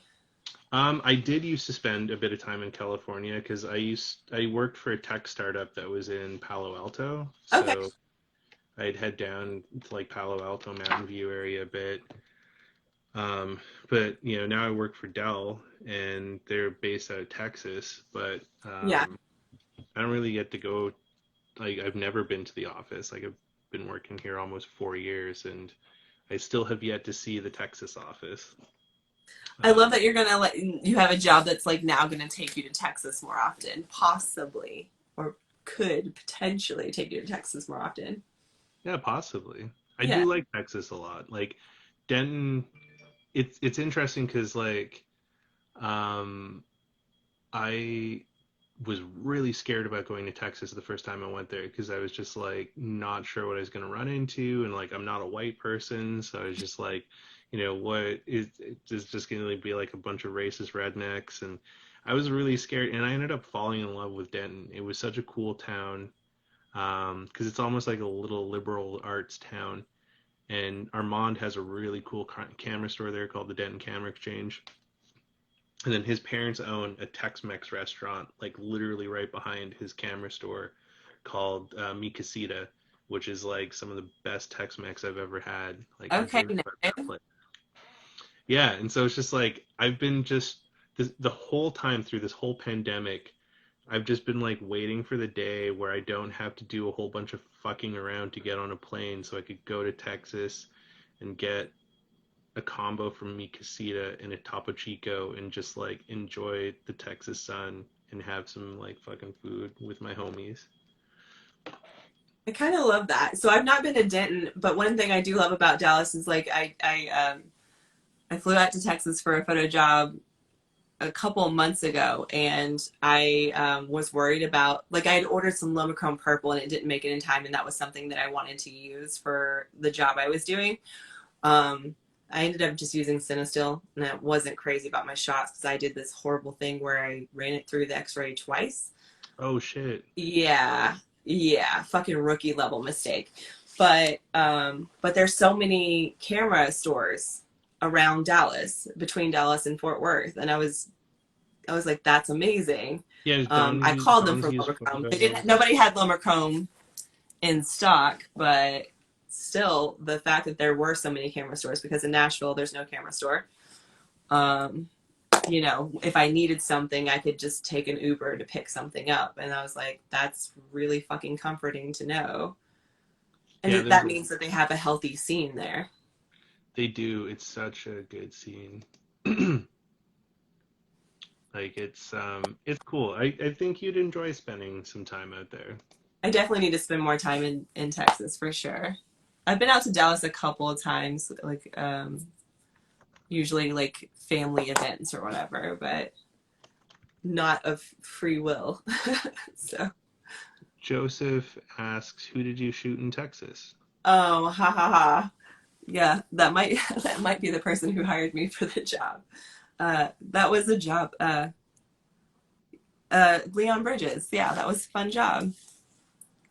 It was a musician, like a Christmas thing for Amazon Music. So happened to see that the artist enjoyed working with a film photographer who lives there in Texas, in Fort Worth, who is phenomenal. She's amazing. So I tried to bring out some film, and I didn't know the lighting conditions we're going to be in. So I brought some 800 to be on the safe side. And I kicked myself. I think I brought some T-Max too, 400, and I pushed it for 800. But because I ran them all through the fucking x-rays twice, both Dang, came out foggy. And I you was gotta get a really hand mad check. at myself. Like, I was like, this is some amateur hour bullshit, because I don't care if I'm traveling with 100. I usually hand check my film every time, all the time. And I just forgot both ways to hand check my film. It kills me. I mean, it's not, they're still images and they're like okay, but they're not what they could have been, you know? And that fog just kills the image quality so much. Dang. Yeah, I always try to avoid that with the X-rays, and especially the new CT scanner ones. Like it doesn't matter what ISO, it'll obliterate film. So Um, that's what I'm worried about, because the wedding I shot on 400, on Portrait 400, I did the same thing coming back home from California. On the way there it was fine, uh, but on the way back I forgot, and I'm so nervous about sending those rolls out. Like, I'll be so disappointed. I mean, it's not the end of with 3,600 digital images. I'll be fine. The client's going to be yeah, fine. But they are both artists and creatives themselves, and they do value film. And like my second shooter shot film, and she has some like medium format that she did too. But personally, on a personal level, I'll be heartbroken if they're like fogged up images. I you don't just know. gotta There's like enough daylight. It could be like ambiance, you know? I do this when I'm traveling because I forget sometimes, but I'll like take a Sharpie and just like write on my hand, check your film. And I'm I'm I've not wrote above it it. on both. Honestly, I'm not above it. Like, the level of ADHD is getting bad. I mean, it's getting real bad. I left my window down in my car last night and it rained all night long, and I was like, I deserve that.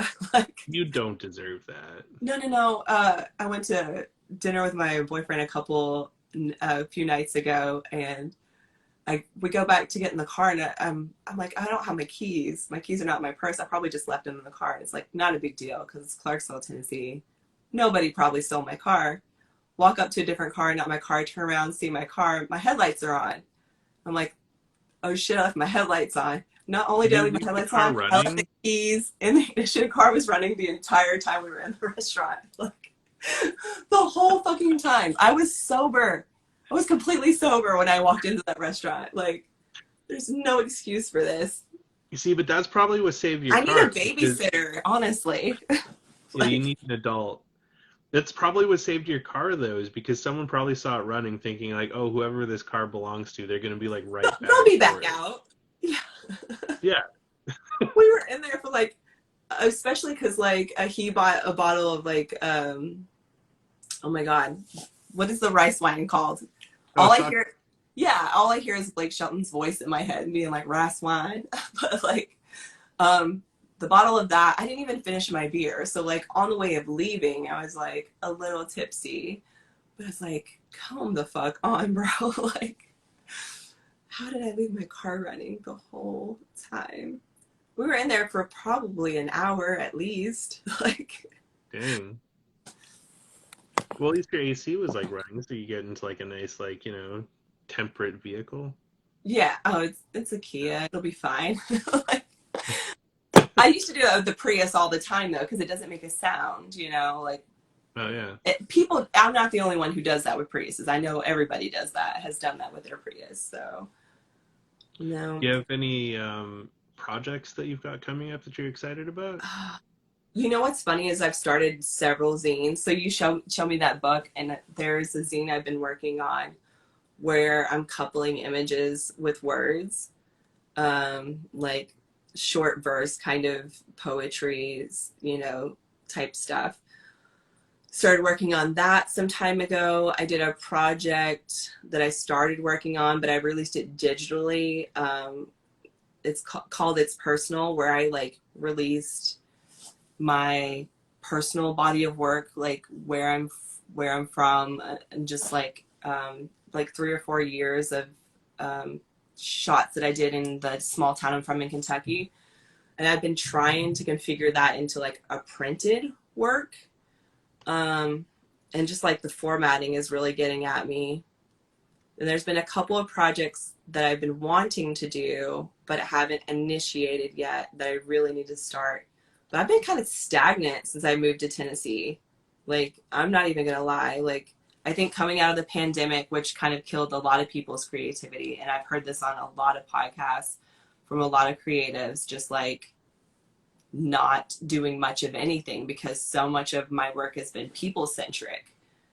Um, and getting back into the swing of that, of like creating with purpose and creating an actual body of work and making sure that it's thoughtful and that not only does it mean something for me, because if I wanted to be selfish, like, these are just photos I like, but also that it is story worthy and comes across, like the message that I want to convey comes across clearly and is not left just to like various interpretations.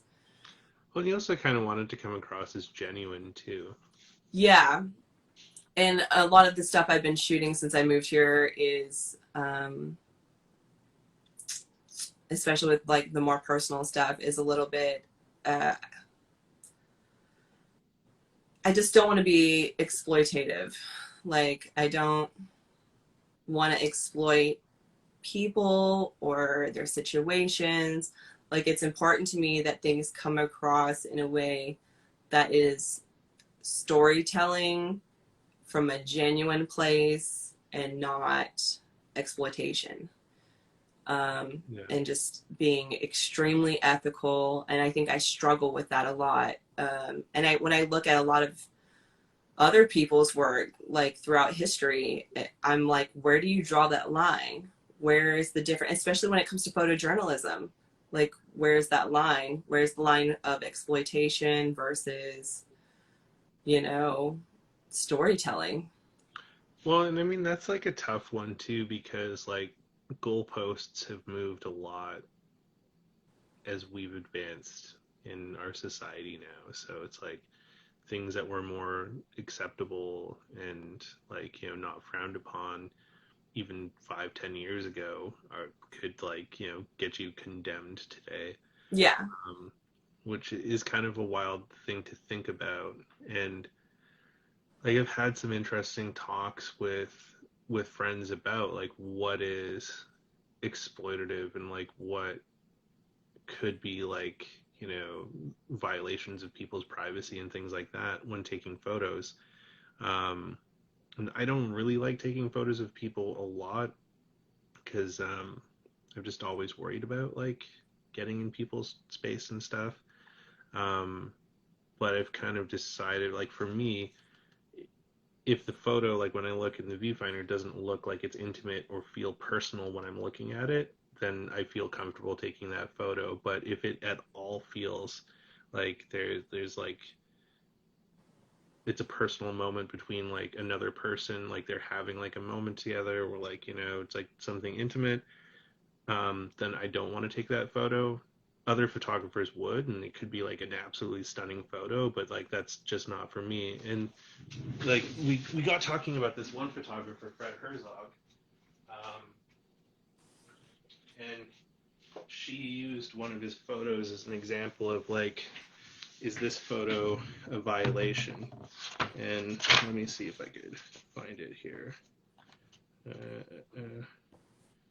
because like he just was like a prolific street shooter here in Vancouver for ages, um, and like it's great that he built this body of work because we have this like documentation of like um actually, do you know who Divine is? I Like, do you watch? don't. Okay, never mind then. Because I've just been trying to figure out. I think he took a photo of Divine in San Francisco, but um, I could be wrong. Shit, where is it here? He has so many damn amazing photos. Um, and this, oh shit, there it is. I'm like, while you're searching for that image, this is what people with ADHD do to kill their good time. Okay, so this is the book here, is Fred Herzog, Modern Color. Okay, yes, I've seen this. Yeah. And the photo that she brought up is like, is this um, sort of encroaching on space, was this Man on the Bridge one, where there's this dude and he's got like some shaving cuts and he's like either keeping the sun out of his eyes or hailing a taxi or something. And then there's like a lady behind him. It's such a And good image though. Like it's a great image. And she's like, yo, is this look at in the look at like the leading lines and like this stagnation, like this like staggering of the subjects. Like it's so good. it's great. And I'm like, I don't think that is a violating photo in any way because it doesn't look like these people aren't interacting with the Yeah, camera at all and they're not yeah. having They like don't look bothered by the existence of the photographer. Yeah, exactly. And so I was like, you know, I don't think it's a bad photo in like a violation sense because they're not bothered by the camera, they're not upset by it. yeah. Like, you know, they're almost as pedestrian as furniture in that moment. So it's like I don't think that it's a bad photo in that sense. And a lot of his photos are like that.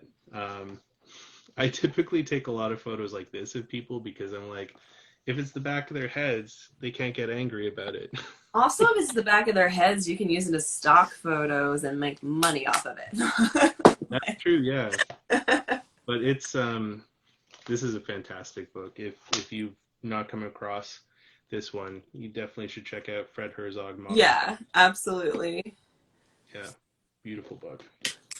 I feel And like someone had commented this on like a this is what I like about the like Lomography community is like the comments on your images there are so good. Like people because there are other creatives are so like giving as far as feedback is concerned versus the Instagram feedback of like cool shot.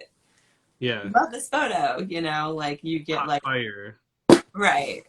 You get people like asking questions and like giving feedback and or like comparing you to other artists that you can like if you don't know them you can like research them and find out about their work and see the connections and the ties of like what you're doing. So Again, I'm gonna kiss Lomography's butt all day long. Like, I love fangirl Lomography. out. Like their film is great, their cameras are great. Birgit is awesome. She's easily one of my favorite people. Yeah. I was Yeah. like, have you met her in person?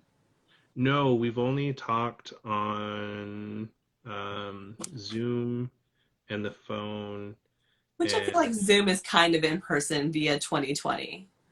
it's about yeah, it's Like, like this is it's close as to in you're gonna person. get. Exactly. Yeah, like she was great. Like I met her because she helped me do a giveaway on my Instagram last year, and I thought it was kind of amazing because like I am no massive influencer by any stretch of the mind. Like I have like 2,000 some followers or something. But Birgit was like more than cool to be like, yeah, fuck yeah, we'll send you a couple of like reusable cameras to like do for giveaways and like, Oh, I read love an that. article in like the Lomo magazine and it was really cool. Have you shot their disposables? I absolutely fucking love the reusable I've cam. never shot their disposables. Like, of all, that's what kills. I haven't used an Ilford disposable, and I've never shot one of the Lomo So disposables. the Lomo is not actually a disposable. It's a reusable It's the camera. reusable ones. Yeah. That's right. And it's one of my favorite cameras to use because it's so simple and shitty. It's like, and I don't mean shitty in like a bad way, I know but what you mean. Yeah. yeah, like Plastic there's lens, like simple tool, like, yeah, plastic lens. You can like it's set up to only shoot 400 speed film. It has only one aperture. Like there's really nothing special about it by any means, but I've taken some really amazing photos with it and I've absolutely enjoyed it. And it's one of my favorite things to do with that camera, like not shitting you at all, is I love shooting Cinestill 800 in it. oh, okay. Yeah, because it overexposes What to is the lighting situation? I was gonna say, what is the lighting situation you're shooting this in? Like daylight. daylight? Yeah, just like street photography daylight, and it's a little overexposed, so it really draws out some like really cool, sort of a little bit pastel-y out Yeah. of the Cinestill. But yeah, it's usually just day, and it's a great street cam because it's like a ninja cam. The loudest thing on it is when you wind it because it's like zzz, Yeah. zzz, zzz. I Yeah, love like that sound though. That's one of the yeah. sounds I really like. But then when you fire it, it's like click, like that's it. Yeah. So when I shoot that camera, I'm not even really looking at framing. Like I just shoot it literally from the hip, where it's just like I'll have it in my like in my hoodie pocket or something, and I'll pull it out and just like advance it, point it at something, and just fire it. And it's a It's a cool. very Lomo way to go about that. Like, do you know what I mean? Like, if you go back to their like cardinal rules or whatever, that's pretty that's pretty amazing. And you've got images that you've loved out of the situation. Yeah, I've run probably oh at, over a dozen rolls of film through it since I got it. That's pretty sick. Yeah, and it hasn't died yet, which is Does it have also a pretty built-in cool. flash? It does have a Yeah. built-in flash, and it also has a bunch of flash gels too, which are really I cool. saw that. Like, they're like built on, right? Yeah, I and love it that. the gels do make a difference when you're fucking around with it. Like it's a really cool camera, and like I would recommend it to anyone to pick one up because it works well. Um, it does have some quirks to it when you're trying to do reloading and things like that. But overall, like, for like what is it, 30, $40 or something to buy one, totally Yeah. worth it. And like you'll easily be able to put like, 20 plus rolls through it before you have any issues. Like, Okay. I yeah. was like, not a bad deal, like for a small like point and shoot camera. I still have, I picked up an Olympus point and shoot when I was in San Diego time before last, and I still have rolls from 2 trips ago that I haven't sent off that I'm so Oh curious man, about. I I have ran all of 3 rolls this. through it before I even developed one. Yeah, All of this needs to be developed. that's an expensive bag of stuff there, sir. I know I'm gonna have. It's gonna be like the crying game because I've been sitting on it for too long, and I was gonna mail it, but I'm like, fuck, I'm going to Toronto. Like, I'll Just just bring it bring with it. you. Yeah, Yeah. instead of mailing it. But I Hand did check buy. it. Yes, absolutely hand check it. I'm Don't super forget to stoked write it on on this your hand. though. Um, oh, what is in here? Whoa, what? What the heck? New discoveries every day. Whoa, okay, okay. This is actually really fucking cool. So I bought a couple of boxes of this like Lomo purple and metropolis Purple. in Yeah. metal tins, and I was just opening it to show you the metal tin, and in the bottom they had this like little there's this little thing, and there's like a little tiny Lomo camera keychain that was in there. What? No, I That's the haven't seen coolest. that before. That's adorable. It's a little I was LCA. stoked that you found Lomochrome Purple because that's like one of my favorite films. Like, Yeah, so the store that I buy at in Toronto had these were special double packs, and now I'm super stoked because that means there's like little cameras in all of them. That's fucking cool. But I bought them because these double packs come in metal tins that say Lomo yeah, on I them. remember seeing those advertised because they have like the little sample Yeah, packs too, where you get like several of their different things, right? yeah. Now I have to fire I feel this like I still because have like Metropolis too. Oh my Metropolis gosh. is cool. I really like Metropolis a lot. Oh, I think my film box is in the other room. I'm a terrible human being and I don't store my film in the I don't store it in the fridge. And I never have. I I probably never will. Oh man, I have a film fridge and it also lives in my regular fridge too because I ran out of room in the film fridge. Oh, yeah. I mean, I like buying film from people who've stored it properly, but my film storage is in two different shoe boxes, one for the 120 Oh, and one for the 35 slash very cool. 110, just hiding, just sitting under my bed. That's a little Yeah. visible there. It's such a cool little camera. It's a little janky to load it because like you have to pull this down and it doesn't always quite open up right because it's cheap plastic. And then it's got like a weird dance because you put the film in on this side and you pull it over and you have to roll all of the film into this because when you're advancing you're So you pulling the like film back into the wind pan. the whole roll all the way to the end and then you shoot it backwards, basically. Yeah, yeah, So exactly. this is one of my favorite features about like most Canon EOS cameras is that they like back roll it. They advance the whole roll and then shoot it backwards. And Some of the because of that, Nikons. that's why I prefer Canons for double exposures. Oh, okay. Yeah, Does it make a difference for double exposures? absolutely it does. Yeah, How so? because you can mark your film lead all day long. And when I was trying to teach these like double exposure workshops, like you can mark your film lead in the same place, load it. So like my Nikon F100, I think I have about a 50-50 rate. It used to be like more 75% success rate, but now it's more 50-50 on if my frames are going to match up or if they're not. Oh, Just okay. because like several cameras like that, it depends on like where they catch. Same Mm. thing, Canon A1s, any of those cameras where you have to like physically advance them. But like all the EOS series Canon cameras, because they roll the entire roll all the way, it's always starting in the same place. You're always starting with the same frame. So The Nikon F65 and F75 also do that too. that's awesome. That's Yeah. great to know because the only Nikon I have is the F100. And I tried using like yeah, like the Canon AE1 program to do that, and no, ma'am, no, no, ma'am. So like most of those like ones where you like have to physically advance them, you're gonna be off, if not Hmm. just a little bit. Just overexpose your second exposure, and you'll be fine. It'll cover up the black line. It'll be fine. Well, your F100 also has your You can do F100. it in frame. Yeah, Yeah. I don't ever do that. that's fair. I like doing the whole roll thing, and some of my favorite ones are ones that I've gone like weeks between shooting the first round versus the second round. Hmm, I'm just interesting. I might have to try that.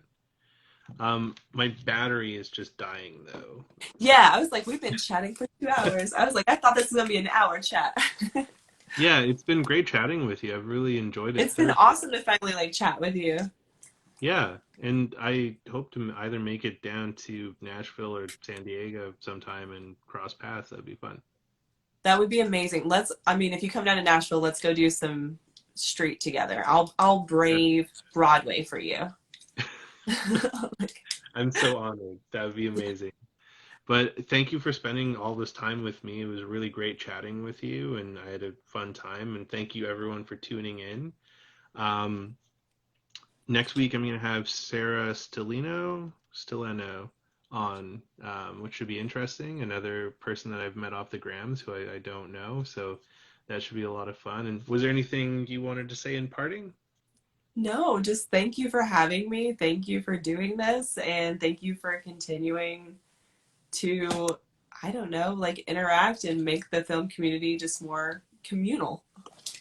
That's the kind of goal. Like, it's a beautiful community that we have, and there's so many amazing people in it. And I like being able to chat with everyone. So thank you for being part of it. And, stay safe out there. Yeah, you too. All right. Take care. Good night. See you, everyone. Bye bye.